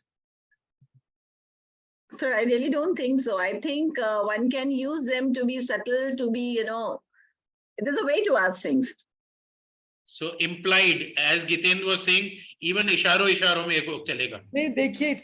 This entire thing is it can't be explained into words so easily. And as we discussed earlier, even language is not a barrier, for example. So there's no need to say all these things. These expressions are meaningless if you really talk about a situation that happens. It's a combination of physical gesture, emotional gesture, physical gestures and so there you don't have to say, can I kiss you or can I take this off? This is absurd actually. These kind of things are never spoken. But this is what it says this is what it says when you take consent. So if you're really in the heat of the moment, and that is what, when I said, if you start asking these questions, the mood off to hoega hi. Tripti, you said. Actually, if I could mention over here, yes, if please, you look at it, you are looking at it still from a male-dominated heteronormative system, because you are saying mood off. You're not talking of the woman's mood off. You're talking only of the guys. It Shall I take off this or shall I take off that? No, and the mood is going ways. to go. Whereas you're not talking of the woman's mood off because she was never in the mood in the first place, because that consent was not taken. And as progressively the man pushes his mood onto her, she is not able to at any point say no. So it's so simple that when you're going out for a dinner with somebody you care for and love and there's a mood, you would ask, which sort of dinner would you like to have? When you go there, you say, what would you like to eat? Not necessarily what I want to eat is what you want to eat. But the entire concept of asking does not have to be a mood killer. In fact, if your asking gives the other person more desire to be with you because of the respect and love she feels or he feels, why would it be a mood killer? It would be a mood enhancer. Yeah, even I agree to that. I mean, there's a way of saying things that you're not making it like a contract. So they can ask these questions and, gauge the feelings of the woman, understand them. So here are some examples on what the phrases which they say that yes or no, and someone won the best poster award on this also. I'm sure, I want to, don't stop, I still want to, and I want you to, or no, stop, I don't want, I don't know, I'm not sure, I don't think so, I want to, but I don't know, this makes me uncomfortable, I don't want anymore, this feels wrong. All these are yes and no's, and someone put it in the poster today also, in one of the posters. So these are things which can be implied by gestures also, and not necessarily, and of course they can be put in words also. But then these all yes, they are not coming as a mood killer. Yes, it's a good thing. I mean, they won't kill the mood, and no is very important. And even if they stop here, they're saving the trouble later. Correct. So it's all right. Yes, Amod sir. No, I'm only saying that these expressions, which I can see through, these expressions appear to be more realistic, more logical, and they happen. These words can be brought in, and they actually go behind giving consent and not giving consent. So these are the words which are usually. I mean, you recall the famous dialogue of Amitabh Bachchan in that famous film about when she says no, it's no. No means no. That emphatic thing. So I think not only woman, I think every man has the right to say no. Yes, and sex is not a one-way affair. It can't be. If it is a one-way affair, Either way, it's a rape. Either way. So that's verbal consent. This is how people should But there interact. are ways. I mean, but they appear logical. The last slide, I think, was interesting because it really brings out in subtlety, yes and no, both situations. Sir, and yes also for what it has been given for. Yes also needs to be understood in the right context. अरे यार फिर every step पे yes मांगना पड़ेगा. मांगना पड़ेगा मतलब नहीं है तो मांगना पड़ेगा. Okay, what are the red flags which both of them should understand? And then don't even ask for consent if there is a red flag on. What is red flag? Please define it further. The red flag means that warning signs. आज mood नहीं है, आज दारू पिया हुआ है. Don't even ask for that. So like say a person will communicate that they don't have consent by action पहले. So you understand कि नहीं, don't even ask for a consent today. And it applies to both the sexes. Is that correct? So, yeah, both the sexes. Of course, both the Right. sexes. So there is alcohol. She's pushing away, or he's pushing away, or pulling away, and avoiding eye contact, not talking to each other, shaking their head, silence, and all those things are red flags. So if things are like this are happening, just don't ask. Just cool off. It's not your day today. Interesting. Yeah. It's okay. So this is something which people should understand, that there could be a red flag. Someone is looking scared, sad. Let's come to the POSCO, which you've been talking about, the age, and we'd like you to. Can I just interrupt? Yes, for a please. Yes, second, Dr. sir? Yes, Leena. So about your red flags, I want to say that yes, you may sort of understand from your partner's gestures, verbal, non-verbal, whatever it is that, she's not in a mood or he's not in a mood. But I think it's important to still communicate about all of these red flags that you're seeing. Because I think for good sexual intimacy, there also has to be some emotional intimacy. And if Absolutely you right. can be perceptive about that, it's good to talk about it. Communication is the best thing. If she's crying or he's crying, or if he's sad, maybe some stress in the office, some financial loss. So that has to be talked about before that'll keep the relationship healthy, and automatically it may move on to the next step. Let's talk of the age. Quickly, the lawyers and the police people and Jagdish can tell us about the POSCO Act. They've told us a lot, but consent with us of sex with a minor. Yeah. Currently, the law looks at 18 years. 18 years is the age when somebody is mature enough to decide that they can consent. The assent which is given lesser than that age has no value in the eye of law. But we all as doctors know that the sexual curiosity and other issues, but unfortunately, whatever we are trying out in the law, it has not worked. And currently law looks strictly at 18 years.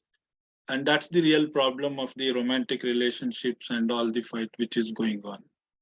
So that's what can I ask Amodji, if the boy and the girl both are 16 and high school, and they have sex, what they both will get hauled under What the happens? law? I mean, it is becoming a big issue, and let me inform you that because of my association with Prayas and Kailash Satyarthi Foundation, presently we are running a project in 200 districts of India, and there are a couple of thousand cases of POXO that we are dealing directly. So not in my police capacity, which is of course long back. And this is the biggest problem, because majority of the cases, there are nearly 60,000 cases annually in POXO. POXO is one of the laws in social sector which has become very, very popular in the sense that it's being used. Otherwise, social sector laws are not being used. Now, majority of cases, they are failing in the court, and partly for the reason that those romantic, you said about romantic relationships, various high courts are giving their own opinion. Supreme Court is also coming off to give opinion. The fact remains that both the parties, the boy and the girl, they happen to be less than 18 years of age, they are found indulging in sex, any kind of sex, and that report is given, there is a case. Because there is nothing called consensual sex so far as less than 18 is concerned. Below So 18, no consent is valid. No consent is valid. This is the biggest issue today with us. Because exploratory sex is not taught in the schools and colleges. It's not an exercise which is kind of given to somebody. It happens, and it has an evolutionary process. And exploitative sex is the one which is through which people learn. Everybody learns, all of us. Now the issue is that there is no consent about it, and that becomes a crime. It is becoming a serious issue. I'll agree with you. So below 18, no consent. Since no consent, both the parties can be brought into it. Juvenile Justice Act, it is considered to be a heinous offense. And heinous offense carries very serious, it is considered very serious, because as you know that under Juvenile Justice Act, any crime less than 7 years of punishment, carrying less than 7 years punishment, has a different treatment altogether. The FIR need not be registered and the child can be let off under JJ Act, Juvenile Justice Act. But since the punishment is more than that, and majority of cases under POCSO are covered in a situation where they get caught, they become accused. So this is POCSO. There is also another gray area. One of them, if the girl gets pregnant, she falls under the MTP Act. She can have an MTP without disclosure, and POCSO we have to report. So that's also a gray area, which of course we don't have time to discuss. Mandatory reporting. I mean, the gathering that we are in today, we must. I mean, I would like to point out that mandatory reporting is a serious problem with people like you. I mean, those who happen to be doctors, particularly, they come across. But mandatory reporting is there. If you fail, now the law is still firm. I mean, sir, if she's pregnant and I do a medical termination of pregnancy, the MTP Act tells me no reporting. No, MTP is a separate issue. But then also MTP, this is a 16-year-old girl, 16-year-old girl who has had sex and she's got pregnant. So she falls into the MTP Act. And under POCSO, I have to report. Under MTP, I don't report. I'm sorry. Sir, can I come in? Yes, please. Just this is the last discussion we are having because it's gone a little away. No. The issue which you raised, because largely we are obstetricians here. I think this was settled by the Supreme Court in X sources, Principal Secretary of NCT last year. So what the court has pointed out is in such situations wherever the minor or the minor's parent requests for identity to be kept confidential. In such cases, yes, the hospital should go ahead with the MTP keeping the identity confidential, but it doesn't bar mandatory reporting. We are bound to inform the mandatory reporting. Then a question comes, how do we operationalize that? So you have to put a pseudonym for that, like XYZ, ABC in your records. And that is where you try to do a mandatory reporting and as well as carry out your therapeutic role of providing MTP. So that's the issue currently we are at, because the Supreme Court clarified to a large extent in the last year's judgment. So that is something. The identity has to be kept totally confidential in all cases concerning children under JJ Act also. Under POCSO, the identity issue becomes far more stringent. And it can be penal. You can actually attract penal offenses. Becomes a penal offense many times. So identity is a common. It is applied to all. Sir. Yes, Dr. Gitin. Yes, sir. Basically, MTP Act says that confidentiality of the patient should be maintained. But if you give the information to the police, it never breaches the confidentiality. The burden of keeping confidentiality is shifted on police simultaneously. Yes, so in POCSO Act also, it is clearly mentioned that whenever you are informing the police, it becomes the duty of police to keep confidentiality, and so they cannot divulge the name. The papers. The next day newspapers. Sir, but duty is on police. It will never come in newspaper. No, not only SHO. POCSO and Juvenile Justice Act, it will never come directly in media with name. Not possible. It leaks from that police station. Sir, that is their responsibility, not your responsibility. Okay, so let's conclude by understanding. Let me clarify. The section 19. Section 19 is there. It talks about the reporting of the offense to police, local police, as special juvenile police unit. But then the point is that confidentiality is something which is absolutely, it is statutory requirement for anybody. Those who are running homes, those who are looking after children, hospitals, doctors, it is common to everyone. Confidentiality. But then police, yes. Many a times when doctor gives information to the police people don't know anything about this. Yeah, And that is the problem. Sometimes refuses to take the information also and give the acknowledgement. That is the problem. So let's conclude that we have understood what is consent. We've understood what is sexual assault, and there are some guidelines. Consent can be withdrawn. Being in relationship does not mean that it is a permanent consent. Saying yes out of fear is not consent. Clear, concise way of an influence of drugs, alcohol is not a consent. If you can't stand, you cannot consent. If you're slurring in speech, it is not consent. If you're falling asleep, it is not consent. If you're vomited, it is not consent. So that things everyone has to understand on both the sides, both the sides, on the male and the female side. And there are some good men project which you feel, and I think people should go to this website, the Good Men Project, and understand on what consent is. And lastly, the absence of no does not mean yes. And the same goes for maybe, and silence and not responding is no. It does not mean yes. So that we have to understand what it is. So one last punchline from all of you, starting from Dr. Gitin. Sir, whether it is a sexual act or anything else, the principle of consents are clearly given in the law. So principle is given clear. One line only. So consent means parties should be competent.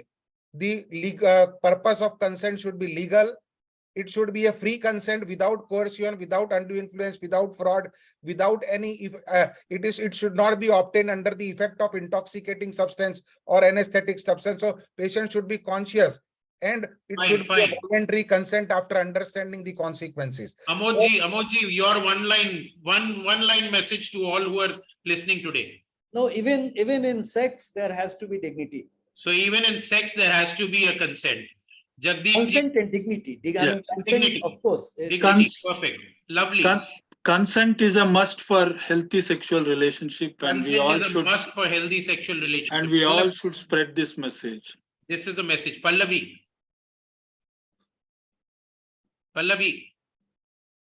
if you're there, not Veena then. Consent is a process. Yes, Veena. Consent is a process. It's a process. So it's a process. You just can't say yes or no. It's a process by taking you out for dinner and things like that. Rahul Wani. Sexual relationship, if you objectify them and if it is just for physical desire, then these questions of consent become very, very important. It should be from both sides. But when no objectification of women, especially. So no objectification. You let them wear what they want. What they wear is not a consent. Who else we have? We have Tripti. Sir, I would say that we should rise above movies like Kabir, the influence it has, and cliches like uski naam mein haan hai, uski mauन स्वीकृति hai, ladki hasi to phasi, because the crowd follows these things. And for women, that yes, I mean, don't say yes under pressure that this guy would go away. If the person loves you, they'll come back even if you say no, if you're not prepared for it. Perfect. Very lovely. Thank you very, very much. Wish you all a very sexy World Sexual Health Day. Remember to take a consent today, and always, even in whichever stage of relationship you are. Thank you all the panelists, and thank you Neeraj Jadhav for giving me this opportunity to moderate this panel and to bring out some very, very interesting facts and about this. Thank you very much. Thank you. Thanks. Thank you. Thank you, sir. Thank you. Dr. Neeraj, you would like to? Yes, Kiran. It was a wonderful moderation, Malhotra sir, and yeah, we must say that. Clap for him. Raised by all the panelists. We really enjoy listening to the whole panel. So I'm thankful to everyone who took participation in this panel. Thank you from bottom of my heart. Thanks to you all. Thank you, sir. Thank you. Thank you. That was very engrossing and very, very lively and interesting, and so many inputs. Yes. Please say it was a very sexy panel. It is. Sir, whatever we will discuss here, ultimately the judgments of different courts are so contradictory. I know, it's an ongoing process, sir. We can't help it. I think that everyone needs to be educated. So I hope we have a recording because it's a Yes, Fogsi. yes. We are going to share it widely, sir. Thank you Yes, so yes. much. Now over Wonderful to session. yes, over to Dr. Supriya for the next talk. I think that would be equally engrossing and very knowledgeable talk from Dr. Thank you. We can leave if you permit. Okay. Yes, sir. Yes, Thank you, sir. Thank you, sir, for joining. Thank you, sir. So now we are going to have another talk. And to chair the session, we have Dr. Asha Baxi Madam. She is the Vice President Fogsi West Zone at present. And she is also Treasurer SR, member of Executive Committee AICC RCOG West Zone. Then she is recipient of so many awards, Kumud Tamaskar Award, and many more. She has organized so many conferences. She has got great organizational skill. So, Madam, I welcome you. And the next chairperson is, can I have Dr. Alka Pandey, Madam? I think she is joined or not, but then she is the Vice President of Fogsi. She is also of East Zone. She was Chairperson, Practical Obstetric Committee of Fogsi, National Corresponding Editor Jogi. She was also past President of Patna OBGY Society. So I welcome both the chairpersons, and I request Dr. Asha Bakshi Madam to introduce the speaker. Over to Asha Bakshi Madam. Is Madam there? Asha Madam? No problem. If Madam is not there, you can introduce Madam. Dr. Supriya? Yes. Okay, so it's an honor to introduce the speaker. She has got mission statement, brief profile. She is an obstetric gynecologist with a strong focus on child rights and rural maternal and child health. And she has been training consultant, Meghalaya Health System Strengthening Project. She is the obstetrician gynecologist, the maternal, infant and child health, and she has got many accolades to her credit. Sexual activity working in the field of reproductive rights and sexual health for 25 years. So she can be a very good speaker, and we will really benefit lots from Madam Shaibala. So over to you for your presentation. Thank you. I know I'm running short of time. I shall try. I Monica, switch off the share and I'll start sharing my screen. Priyank को आने वाला है कि नहीं? What of things उसको देना है?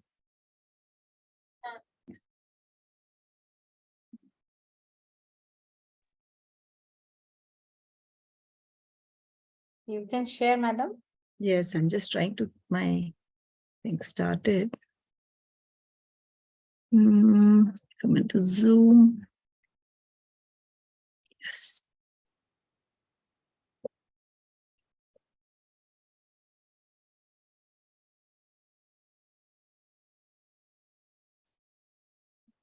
Yes. Can you see my? Yes. Okay. All right. So we'll start on comprehensive section. How much time do I have, by the way? We close at 8? 20 minutes, no problem. You can continue. We want to get all the details. So time is not an issue. Comprehensive sexuality education, I would say, connects directly with the conversation earlier regarding consent, because we want to develop a healthy sexual behavior. Now, let us look at what is CSE. What is comprehensive sexuality education basically? The WHO says it's a curriculum-based process. So therefore, it means there has to be a structure to it. It's of teaching and learning about cognitive, emotional, physical, and the social aspects of sexual health. The intention is to equip children and young people with knowledge, skills, attitudes, and values, to help them realize their health, well-being, and dignity, to develop respectful social and sexual relationships, to consider how their choices affect their own well-being and that of the others, and to understand and ensure the protection of their rights throughout their lives. Now, this is typical BBS days where we had very complicated, examples and definitions. Let's go to it very simply. Why do we need CSE? There are basically 3 reasons. One is to empower our children and our youth, protect our children and our youth, and finally support our youth in their development in such a way that we create a mature society. And a mature society is one which asks and gives consent when it wants. Let us look at the scenario of sexuality in India. We are terribly heteronormative. You know, there was a statement saying that if a man is raped, he enjoys it. I have met a lot of men who have been raped. I have met boys who have been raped, and not one of them enjoyed the process. The presumption that they should have enjoyed it stops them from reporting. We come from a binary place. We were always talking of he's and she's, of men and women. And now we know that that's no longer so. There are people who are non-binary. There are people who are gender fluid. And we need to be able to understand these. We have a gendered society. A gendered society is one which works by presumptions of putting one against the other. And I would say even for men, the fact that a man feels uncomfortable to ask for consent has somehow lost some of his sensitivity. A woman who feels she cannot give consent is not fully empowered. And someone who does not consider themselves either male or female is unable to express their desire for either sex. This again is harmful. The male-dominated presumption, and that comes from a marriage-centric view, that sex is always marriage-centric. You know, some of you were saying that, oh, teenagers are also indulging in sex. Of course. The age of sex has gone way up over the top. Earlier, our great-great-grandparents would get married at 12, 13, 14, 15. When they had sexual feelings, they were having sex and children. But now we want our children to study. We want them to get a job. We want them to wait before they get married, before they start a family. And so therefore, their sexual feelings still arise in any case. So the concept that marriage is a proper vehicle for sex is also which causes harm. Because the opposite, therefore, if you are married, your partner has to have sex with you, whether you like it or not. So much so that a very regressive police code says restitution of conjugal rights, as if it is your demand. And here, I don't know, and probably Mr. Amod Kant would be able to tell us, when men ask for conjugal rights in jail, so they are prisoners and their wife is expected to come, or partner is expected to come to the jail and have sex with them, is considered a right. On the other hand, how many women ask for conjugal rights and would that be accepted too? Shows a gendered society. And it is procreative. And the reason we say procreative is that you're meant to have sex because you want to have babies. But on the other hand, if you have sex and you become pregnant and you want to go for a termination of pregnancy, is nothing that you'd ever talk about. So for most people, having an MTP is something that is hidden. And most people have never discussed it because somehow it is a shame. And somehow sexuality is devoid of guiltless pleasure or absolute consent. That somehow pleasure always has to be tinged with guilt because somehow having pleasure in sex seems to be there's something wrong, a basic need, something which is atavistic or primitive and not of the highest spiritual order. And this actually confuses people. If you look at sexuality in India, the present state of this sort of heteronormative, cishet, gendered, marriage-centric sex results in silence. And the silence affects so the ability to talk about it. And I'm so glad that Dr. Neeraj has started off these many, many sessions on sexuality, which is so important for us as doctors to know. The shame attached to it, the shame of being able to say one enjoys sex, one wants sex, to be able to demand sex for both men and women. The vilification of anybody. So as you mentioned that a woman wearing less clothes, walking across a room is not a sign of consent. But when did the clothes of a woman become a sign of her character or a sign of her improper behavior? Why is an absence of clothes just an absence of clothes? Powerlessness, an inability to resist sexual abuse or sexual assault, the trauma of being sexualized, forced into it. And then the forced sexualization of young children. When we talk about it, you look at the dresses that girls wear, that boys wear, the sort of dances that are done. And the sexualization of young children does come into it, where you are stimulating their senses, which are inherent in the brain, and then telling them not to behave like that. So let's look at how the comprehensive sexuality education empowers our children. First thing is the comfort with our own body. And, one of the very important things is bedwetting. So if you understand that even before a child understands about sex, there is a shame attached to this body. So this young child, 2, 3, 4-year-old, comes running out of the bathroom without their clothes on, happiness at being unfettered with clothes. And somebody turns around and says, shame, chi, ganda. And over a period of time, the kid is shocked. He looks around, what have I done? Same body which was there inside has come out. What's the difference? And then they also realize that there is a small triangle of cloth which is missing. So the shame is there. And so the very, very important functions of our body, of passing urine and passing stools, also becomes stuck in the sense of shame. How many of you in class felt uncomfortable to say, may I please use the toilet in a classroom? Because somehow that was embarrassing, to be able to say, I need to go to the toilet, because people will look at you, and somehow toilet is associated with a shameful area. How this comprehensive sexuality education works, and it starts from class 1, in fact, from Montessori. So I was taking a class with class 4 students, and it was a mixed class. And I was talking about how the body develops. And I was saying that so many things we learn as we grow, and our body learns as it grows. And I said, one of them is passing urine. I said, have any of you ever peed in the class or peed in your clothes? And some of the kids turned around and said, oh, ma'am, he. And that little boy was looking so sad. And so many others looked shameful and embarrassed. And I said, I bedwet the first time when I was 12 years old. And they said, looked at me in shock. And they said, really? So I told them the story of how in my sleep, I actually dreamt I was going to the bathroom. And then just when I was peeing, I woke up in bed, in a wet bed, having peed around. And they were amused and compassionate and saying, but it wasn't your fault. This happened, this first time sexuality education, when we first started taking these classes, most schools would tell us, no, we don't need it. So this was in my children's school because somehow they trusted me.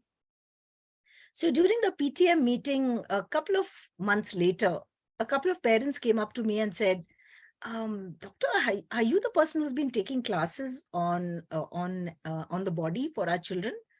So I immediately, rebounded a little bit because I wasn't sure whether I was going to get slapped or beaten or something. So I said, yes. And I was waiting for some bad news.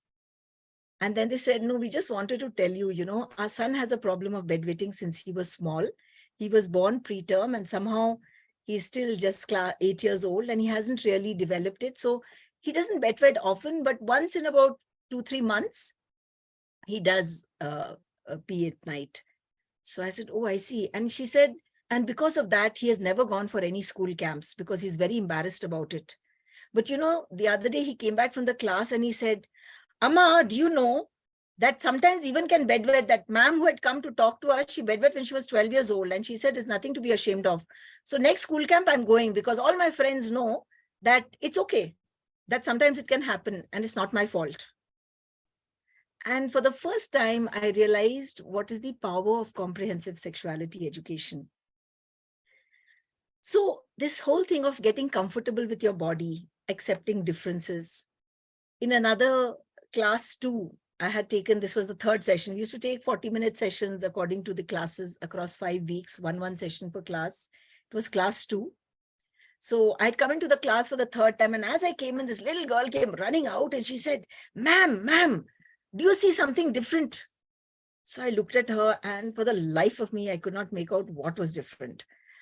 But I said, I think something's different, but I can't really make out what. Can you please tell me? And she said, I'm wearing my specs. And I said, really?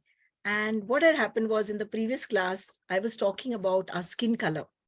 And I was talking about the shapes of bodies. And I had told them about how our brown skin is like an umbrella.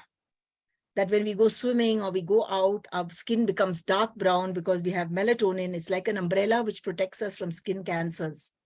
And they all had seen some person who was European or Caucasian, who had got red blotches and things on their face. So they understood what I was talking about.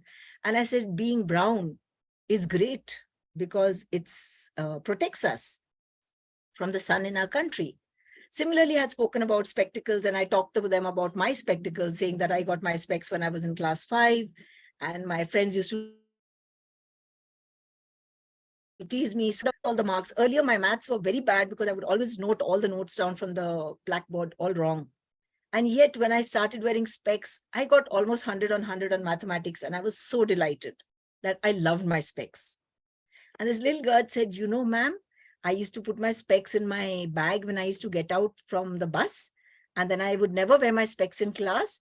And when I got home, just before my bus stop came and my mama waits for me, I would put on my specs and go out. But now I'm going to wear my specs every time. And so we have to understand that sexuality is just a continuum of our respect and our love of our body. And that is what is so important. So in the younger classes, that is what we talk about. So where I, as a gynecologist, trying to bring this into my practice is when I ask people, not, are you married? I ask them, do you have a partner? I ask them, what would you like to be called? Do you identify yourself as he or she or they? What would you like me to call you? And this has a lot of times brought out from my patients concerns about their sexuality, bisexuality, health. And these are things which are very, very important in comprehensive sexuality education, to be able to tell somebody that they are perfectly normal, that there is nothing wrong with them and they are just different. And understanding puberty. One of my colleagues at Enfold got a call. She had been to 2-3 schools across many years. And then one day she got a call at 11 o'clock at night. She sleeps at 9. So she woke up with a fright and she said, hello. And this boy said, ma'am, can I ask you a question, ma'am? And she said, who is this? So he said, ma'am, I don't want to tell you my name, but I'm from so-and-so school. You know, 2 years ago, you had come when I was in class 8 and you had taken classes for us on our body. Ma'am, I want to ask you one question. I'm giving my class 10 exams and my finals. And somebody said, if you masturbate, it's a sin and you will fail your exams because you can't concentrate. And ma'am, I masturbate. Will I fail my exams? And my poor friend, you know, woken up in the middle of her sleep, had to get all her, you know, thoughts together and say, no, your exams are about what you have learned over so many years. What exam is it? So he said, English. So she said, can you tell me some of the chapters? And she spoke to him gently, and he spoke and he answered and he answered. And she asked him and she said, what do you like in your chapters? What do you like in the studies? And then she said, you know, there's so much you know. I don't think that's a worry. And masturbation is a normal, healthy process, something that helps you release your urges. It's not a sin. There's nothing wrong with it. And your exams, you will do well. Please don't worry about it. And I would like to say, and it did happen, that he called her a month later saying, my exams went well, ma'am. I'm waiting for my results, but thank you so much for listening to me. And the sad thing was, among all his parents, family, teachers, he just remembered the phone number of a person who had spoken 2 years ago about how important it is to take care of your body. This is the power of comprehensive sexuality education, and that is how it empowers our children. Let us look at protecting our children. That is a very important part. Learning to maintain boundaries. When we talk about hugs and kisses, you know, this whole concept of consent. Consent comes in sex, but much before that, by the time you're 5 or 6 or 7, you can say, please don't kiss me. I had a nephew who used to come from Delhi and I said, I love coming to Dadi's house here, but why do I have to kiss all the old aunties? He didn't like it. And yet when he would tell his parents, I don't want to kiss anybody, his parents would say, keep quiet, don't talk like that, they'll feel very bad. Why should an adult feel bad? Why can't a child say, I can love you perfectly well and I can respect you, I don't want to kiss you. So learning to maintain boundaries, celebrating diversity, being shorter, being heavier, being thinner, being darker, being lighter, wearing specs, being different in any way, having a particular disability, all that is something which is part of human beings, and to be able to respect everyone like that. And this is what prevents bullying. comprehensive sexuality education is a continuum. You can get bullied for your name or for your clothes or the food you eat. And if you're not able to stand up to the bullying, one day you get bullied into having sex or forcing yourself on somebody else because you didn't have the strength to be able to say no. And no one taught you, no adult taught you that your no is to be respected. The next thing about comprehensive sexuality education, very, very important, is personal boundaries. And we call it in personal spaces. And that is how a child recognizes abuse. If you're touched anywhere, what we do is we have a little doll, a paper cut doll, and we have red and green bindis. And we say, where is it okay for to be touched? Put a green bindi. Where is it okay not to be touched? And they put it on. One child put red bindis across her whole body. She says, I don't like anybody touching me, even my hair. That's fine. That's to be respected. Another one said, I don't mind them touching me. They can kiss me on my cheek and all that, but just not, on my susu part or on my bum. I don't like it.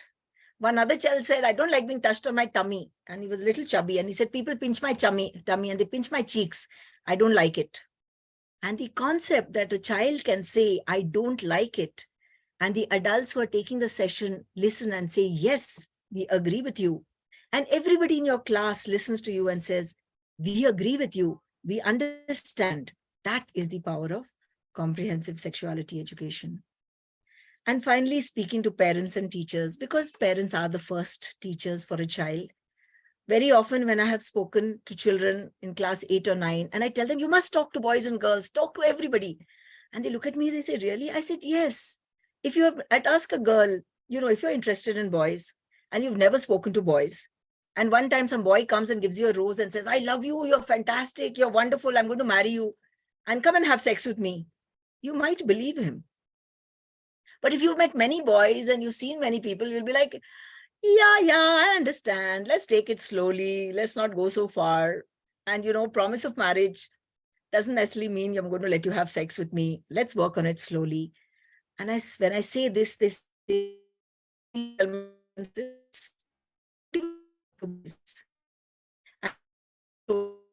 ma'am, my teacher went and told my parents that I see your daughter going home every day with boys. You please do something about it. Makes me up. I don't know what to do. They won't let me speak. And this is where we hamper our children. So what we did in one school where we took comprehensive sexuality education, where we asked the mothers or the primary caregiver for the child to come and talk. So they were sitting in the class, and on one side we had the students from class 6, and we asked the women, the mother, grandmother, aunts who were there, how many of you, your parents spoke to you about periods earlier? And just 3 out of 60 put up their hands. And then we asked the girls, how many of your mothers have spoken to you, or your primary caregiver who's spoken to you? And they said, almost 25 to 30 of the girls put up their hands. And I said, that's how we progress in society, that parents are talking about it. And we spoke about the comfort. Mothers spoke about their period cramps and their worries and how they felt the shame and embarrassment when their period, what they didn't want their daughters to have to face. And it was a beautiful session. So comprehensive sexuality education is a lot of involvement of parents and teachers in it. So children simply talk to teachers. They still believe that girls and boys talking to each other. Oh, that girl always talks to the boy. There is gossip in the class, in the staff rooms. A lot of teachers complain to the parents, and children get beaten because of that, because the teachers are not able to handle the obvious development of adolescent sexuality coming up. And this is also very important. So we often talk to teachers. So before we take classes on sexuality education for children, we talk to teachers and we ask them, do you remember what mistakes you've made in your life? You don't need to tell us, but just write it down in a paper. And of all the mistakes, and then we ask them to fold the papers and we put them into a bag, and then we take them out and read them one at a time, and then we put them away because you don't want anybody to recognize who wrote what through their handwritings. And none of the mistakes they have made is comparable when you talk of the mistakes their students make, because the students make much less.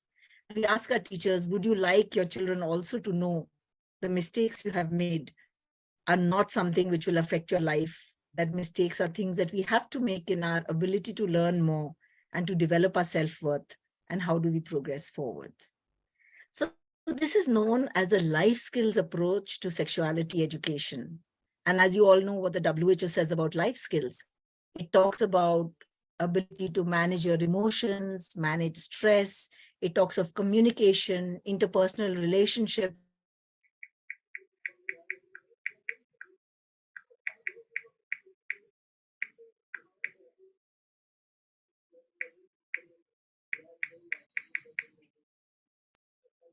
I think some net issue from Dr. Saibia. Kiran? Hello. Yes, yes. Do we wait? I think the talk was Just going on very well. Yeah. wait for 2 minutes. And meanwhile, can we have the video of consent tea? And Yeah. do we wait? Sama? Or shall we wait? Madam may join in any minute. Can you hear me? Can you hear me? Yes, yes, yes, ma'am. Please. Madam is Yes, so sorry for that. 1 minute. Can you hear me now? Yes, yes, we can. 1 minute. So the life skills approach to sexuality Ma'am, looks at the reshare 10 your parts of sexuality education. Dr. Saldana, you have to share your presentation again. Hello? Oh, I have shared it already. It's not showing?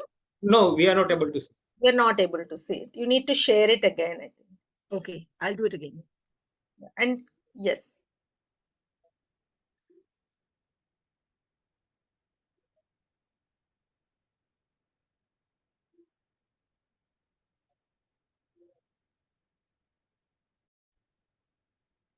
Is it clear now? Can you see it?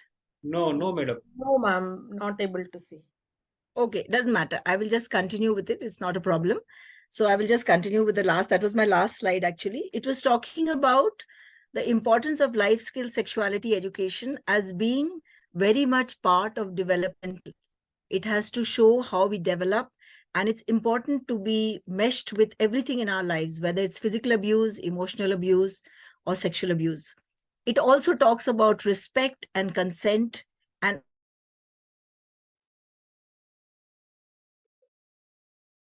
I think there is some net issue. Yes. Yeah. Net issues.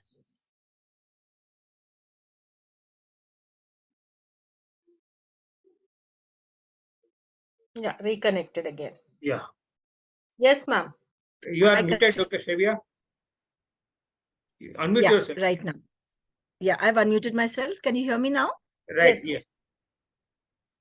So this is the case. So this is where I would like to speak about the importance of LGBTQI.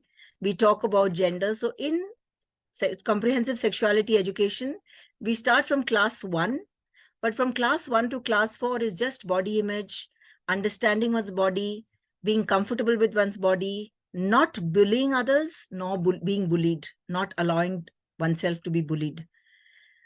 By class 5, 6, 7, we talk about the changes, early changes of puberty. We also talk about communication with parents, communications with one peers. We talk about negotiation skills. And finally, from 8, 9, 10, 11, we talk about sex, about contraception, about STIs, about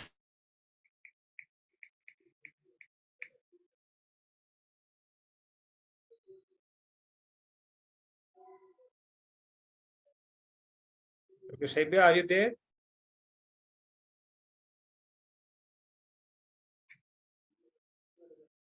Dr. Kiran? Yes. I think I will now close my talk because I think my computer itself is telling me you're over time. Are there any questions?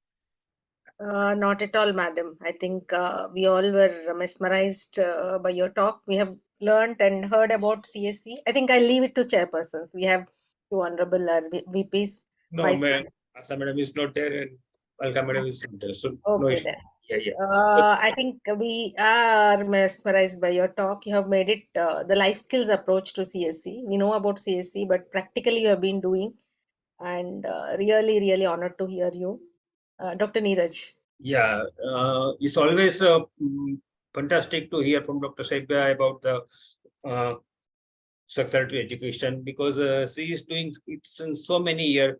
And we all know that so many things can be prevented about the violence and this consent and the sexuality, healthy sexuality by the proper implementation of the sexuality education. So I hope somehow or with all organization coming together like Fogsi, IMA, and we can have some sort of communication with the government. We can have some basic sexuality education all across our country so that our future generation can have a better sexual health and better understanding of the sexual health. So Actually, the talk is so relevant to the consent because yeah, it starts when you are young to establish your boundaries, bodily autonomy, respecting children's, that bodily cues and all this. Then only the abuse and the concept of consent will not be so blurred as it is now in our adult society. And also the spectrum that you always reminded, madam. I think we should keep that in mind always. Thank you so much. there are so many resistance from the social, cultural, political, so many other things are still not allowing us to do this happen, to do the so security education in our school. But I hope things will improve in near future. So with this note, thank you, Dr. Saipia. It was a wonderful as always. We always love to hear from you. Thank you for coming to this webinar and sharing your experience. Yeah. Dr. Supriya, Thank you so much. Thank you. Yeah, thank you so much for your wonderful presentation.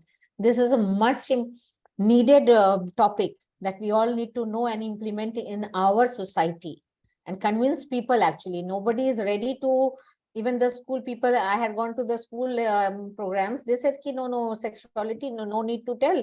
Just tell about the menstrual hygiene part. So they stopped me. So still the literate people also not very keen to hear all about all this. So, Dr. Kitna? Yeah, but when we were doing Dhira programs, initially when we talked about violence against women, the term itself would, make people little kind of jittery. But once we ran through the module, the teachers and the parents were very happy that there was a platform and doctors are coming and talking about these things. So I think CSC also we need to break those barriers. Yes. And We take keep on doing, keep on convincing, then maybe one day, like, it will come into. Yeah. Yes, Dr. Kiran and Supriya, we can have that two video which we can present because it is related to consent, theme of today's day. Dr. Sama, can you play that both video?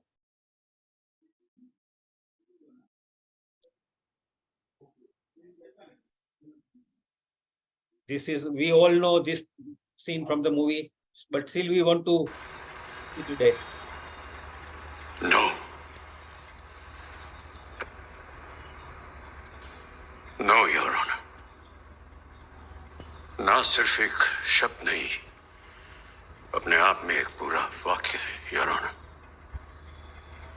इसे किसी तर्क, स्पष्टीकरण, explanation या व्याख्या की जरूरत नहीं होती. ना का मतलब ना ही होता है. My client said no, Your Honor. And these boys must realize no का मतलब no होता. उसे बोलने वाली लड़की कोई परिचित हो, फ्रेंड हो, गर्लफ्रेंड हो, कोई सेक्स वर्कर हो, या आपकी अपनी बीवी क्यों ना हो. No means no. And when someone says so, you stop.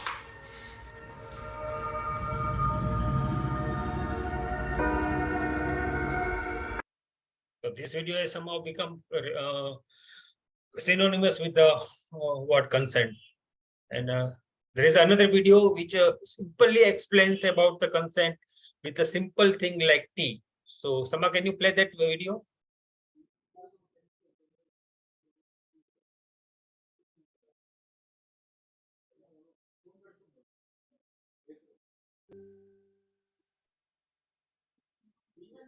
If you're still struggling with consent, just imagine instead of initiating sex, you're making them a cup of tea. You say, hey, would you like a cup of tea? And they go, oh my God, fuck yes, I would fucking love a cup of tea, thank you. Then you know they want a cup of tea. If you say, hey, would you like a cup of tea? And they're like, I'm not really sure. Then you could make them a cup of tea, or not, but be aware they might not drink it.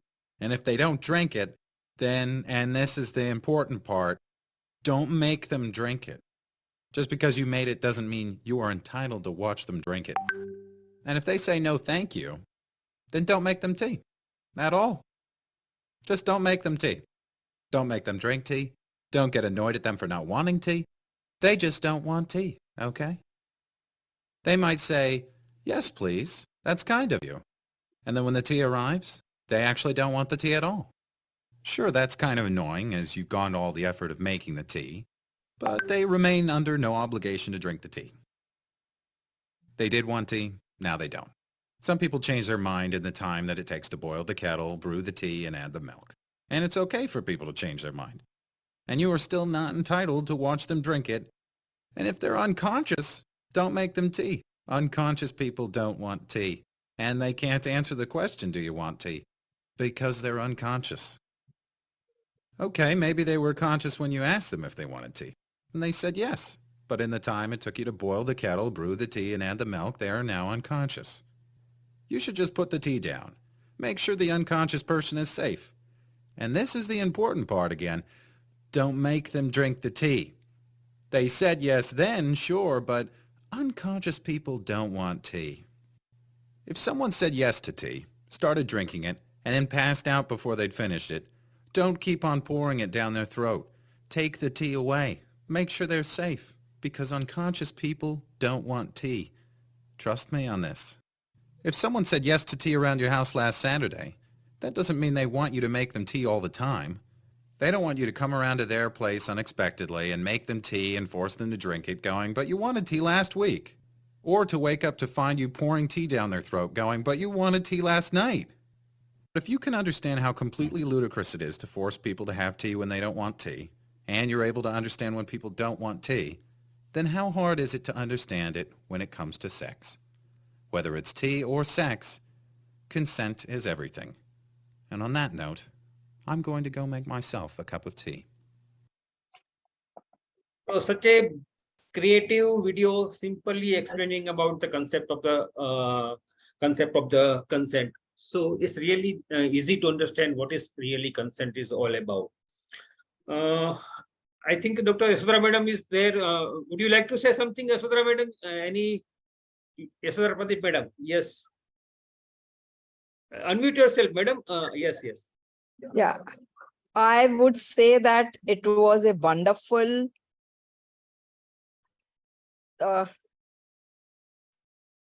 celebrations on the World Sexual Health Day, 4th of September.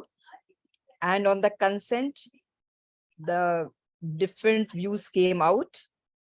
Different people have expressed how to take a consent in a different manner, but it all boils down to consent.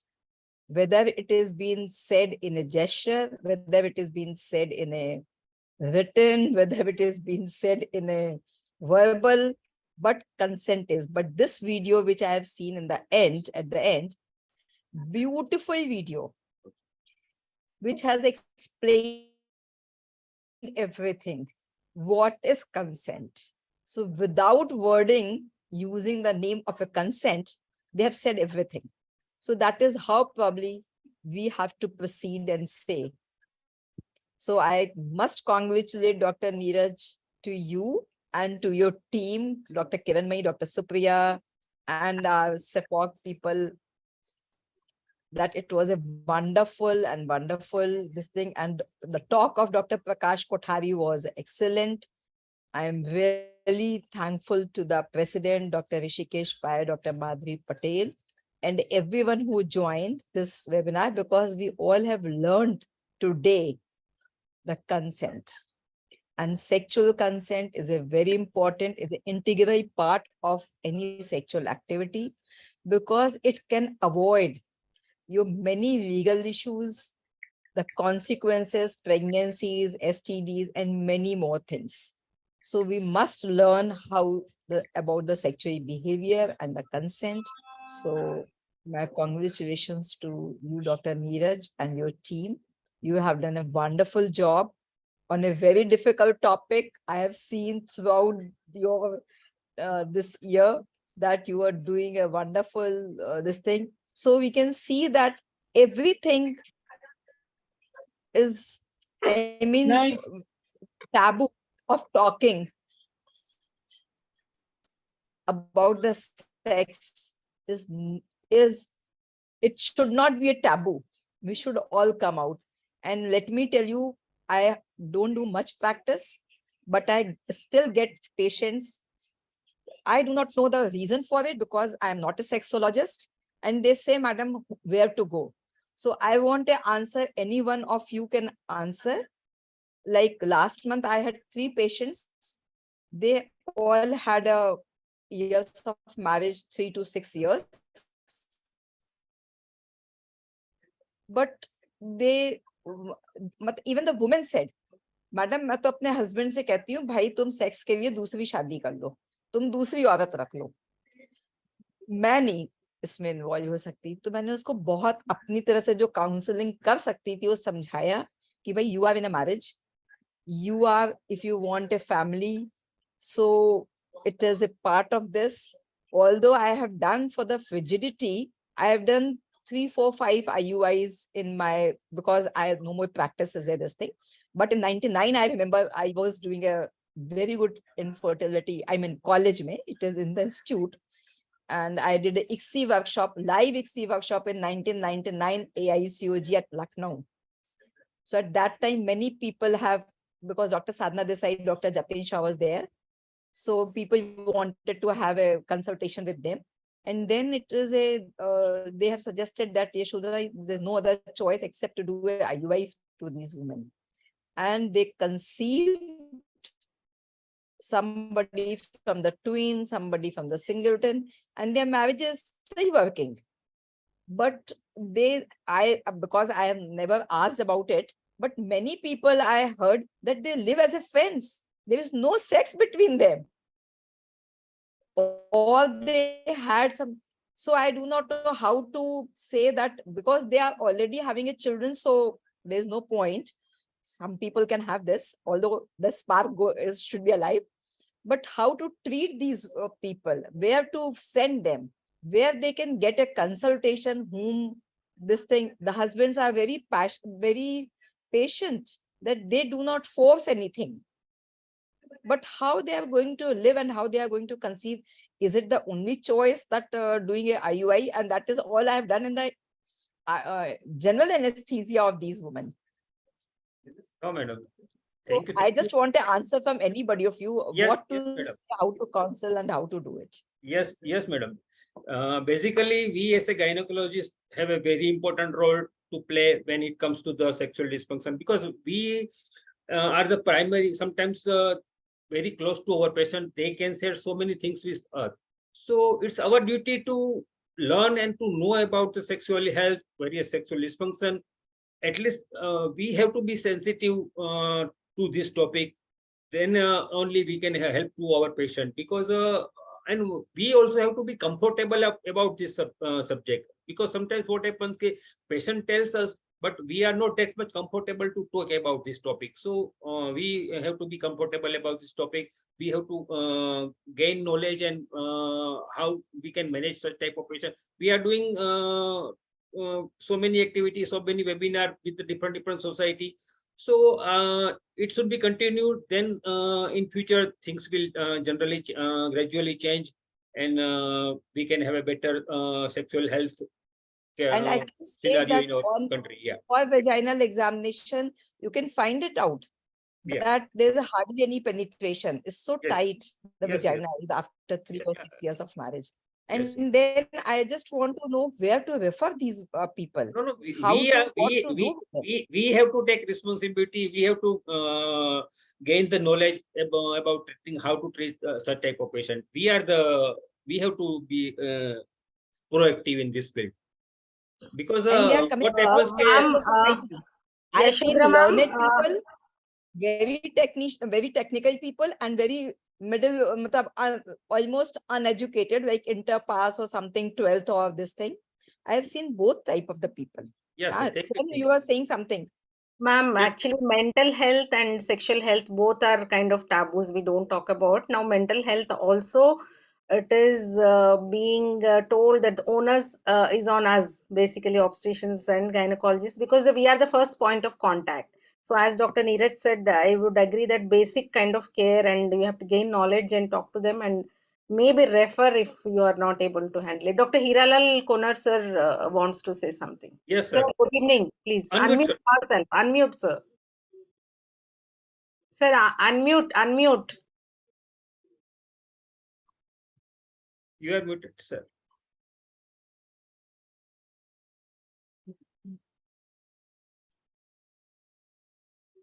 Yes, sir. Can you hear me? Yes, sir. Yes, sir. Thank you, Niraj. Excellent discussion. We have all enjoyed. Good part that on behalf of Bengal Afghan Society, we had the road show Yes, for I know. nearly 3 hours yesterday morning in the Calcutta. Very successful. No means no. Yes. So all that we have done, awareness, social awareness program. Good part again to listen to this session extremely well. As Professor Yashodhara, we are very close to each other. Is it over? No, sir. You can. Can you hear me? Yes, sir. Yes, sir. We can hear. Right. And I don't know what happened. I had a patient. I had quite a good number of patients. The other side of this story, one side that we are checking around the sexual violence. On the other hand, Madam has said, one of my patients that throughout the course of treatment, I could not improve this, the vagismus, the problem of rejection to sex. The husband was so patient. Ultimately, they had the pregnancy with insemination by a spoon. They did at home. She conceived entire pregnancy. I could not see her. The family members, both the sides, they were so patient and so quiet and patient, and the husband was so patient that everything went well. So the other side of this story is also because sex has got its anatomical part, it has got psychological part, it has got the major impact on the psychological part. So very difficult as a clinician. Definitely we are against the violence, but again then how to improve upon the dysfunction, especially the psychological issue or that of the anatomical impact that can be taken care of. So we need to have more sessions in I feel regarding both the sides of the story, and that show improvement of our patient care. But again, then I thank you all your team and the Fogsi, excellent thought and the discussion. Thank you. Thank you, sir. Apurva, are you there? If you want to say anything about how to change the scenario, Apurva? Yeah. Yes, sir. Yes, sir. Just few words from you. My congratulations to Apurva coming as a next chairperson. Congratulations. Thank you so much, ma'am. Congrats, Apurva. Congrats. We have congratulated him yesterday morning. He reached overnight travel Yes, from Apurva. Dhanbad to Calcutta. Few quick word from you about Yes, how sir. to change the scenario.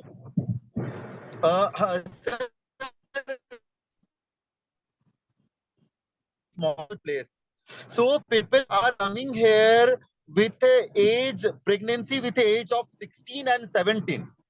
They don't know what actually marriage is. They don't know what about the sexual intercourse is.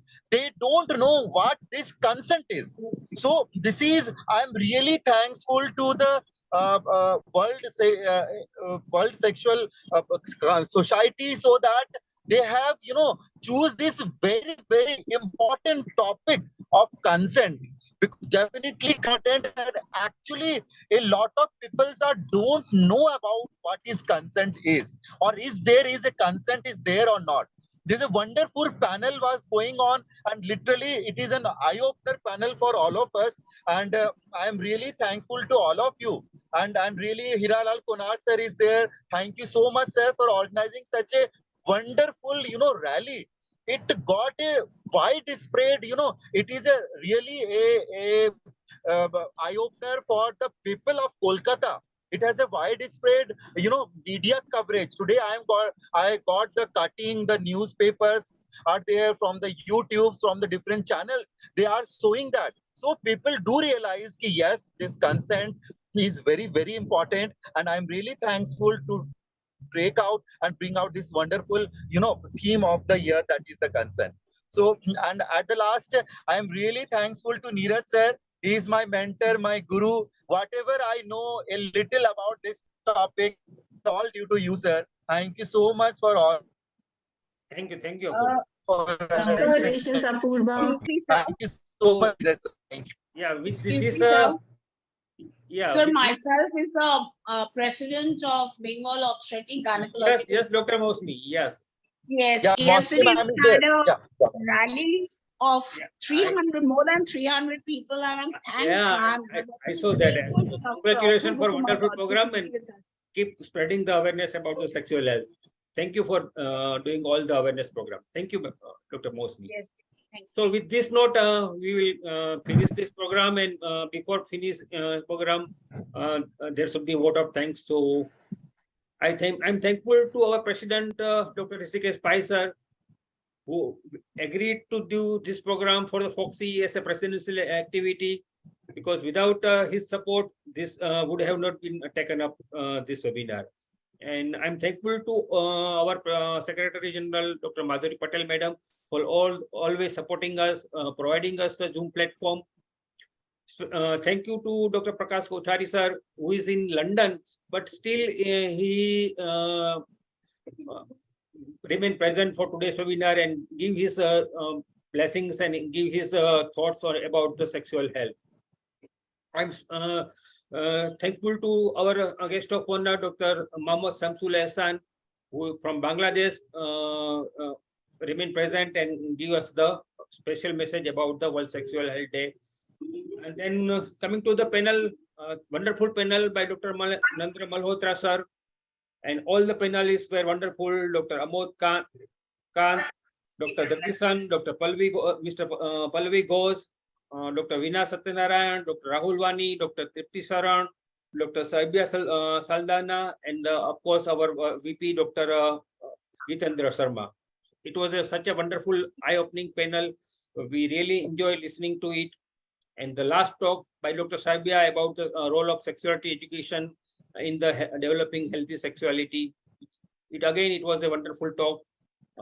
And in the end, I like to thank all my co-vice committee chairperson, Dr. Riyankur Roy, Dr. Kiran Mai, Dr. Supriya, and Dr. Neharika for doing all this behind the works, because since last one month we were behind this webinar. It requires so many communication and so many planning to do this such type of webinar. And I'm thankful to Dr. Monica and Dr. Sama for all the coordination for this webinar, and thankful to Dr. ICOG people for giving 3 ICOG credit point for this webinar. So thank you all the listener also, because without listener and without attendance, this would have not been that much effective. Dr. Priyankur, are you there? Last word from you. Yes, sir. Neeraj sir, thank you so much. So, I was waiting for you. Yeah. No problem, sir. So I would like to really thank Foxy. We have thanked everyone, sir. And so we'd just like to thank Foxy, all the committees, especially. I would like to say over here that Dr. Neeraj Jadhav, sir, has put in a lot of efforts for this webinar, and it's been exemplary work that he has done. So we would like to wish everyone a very happy World Sexual Health Day, and I'm sure Foxy will continue conducting such programs. And I would like to thank everyone, of course, again. And lastly, of course, Foxy team, Sangeeta ma'am, and everyone who has created the link and who has given us this link and helped us in conducting this program. And especially, I think Neeraj sir has already done it, but I would like to especially thank Monica and Dr. Shama for coordinating everything with all the speakers, etc. And that has been exemplary. I'm really sorry for joining late, sir. My talk was going on here in Cochin, where we were going through the Non-Anemia Yatra of Hrishikesh Pai sir. And thank you so much, sir, for doing the job, for giving the vote of thanks as well. Thank you once again.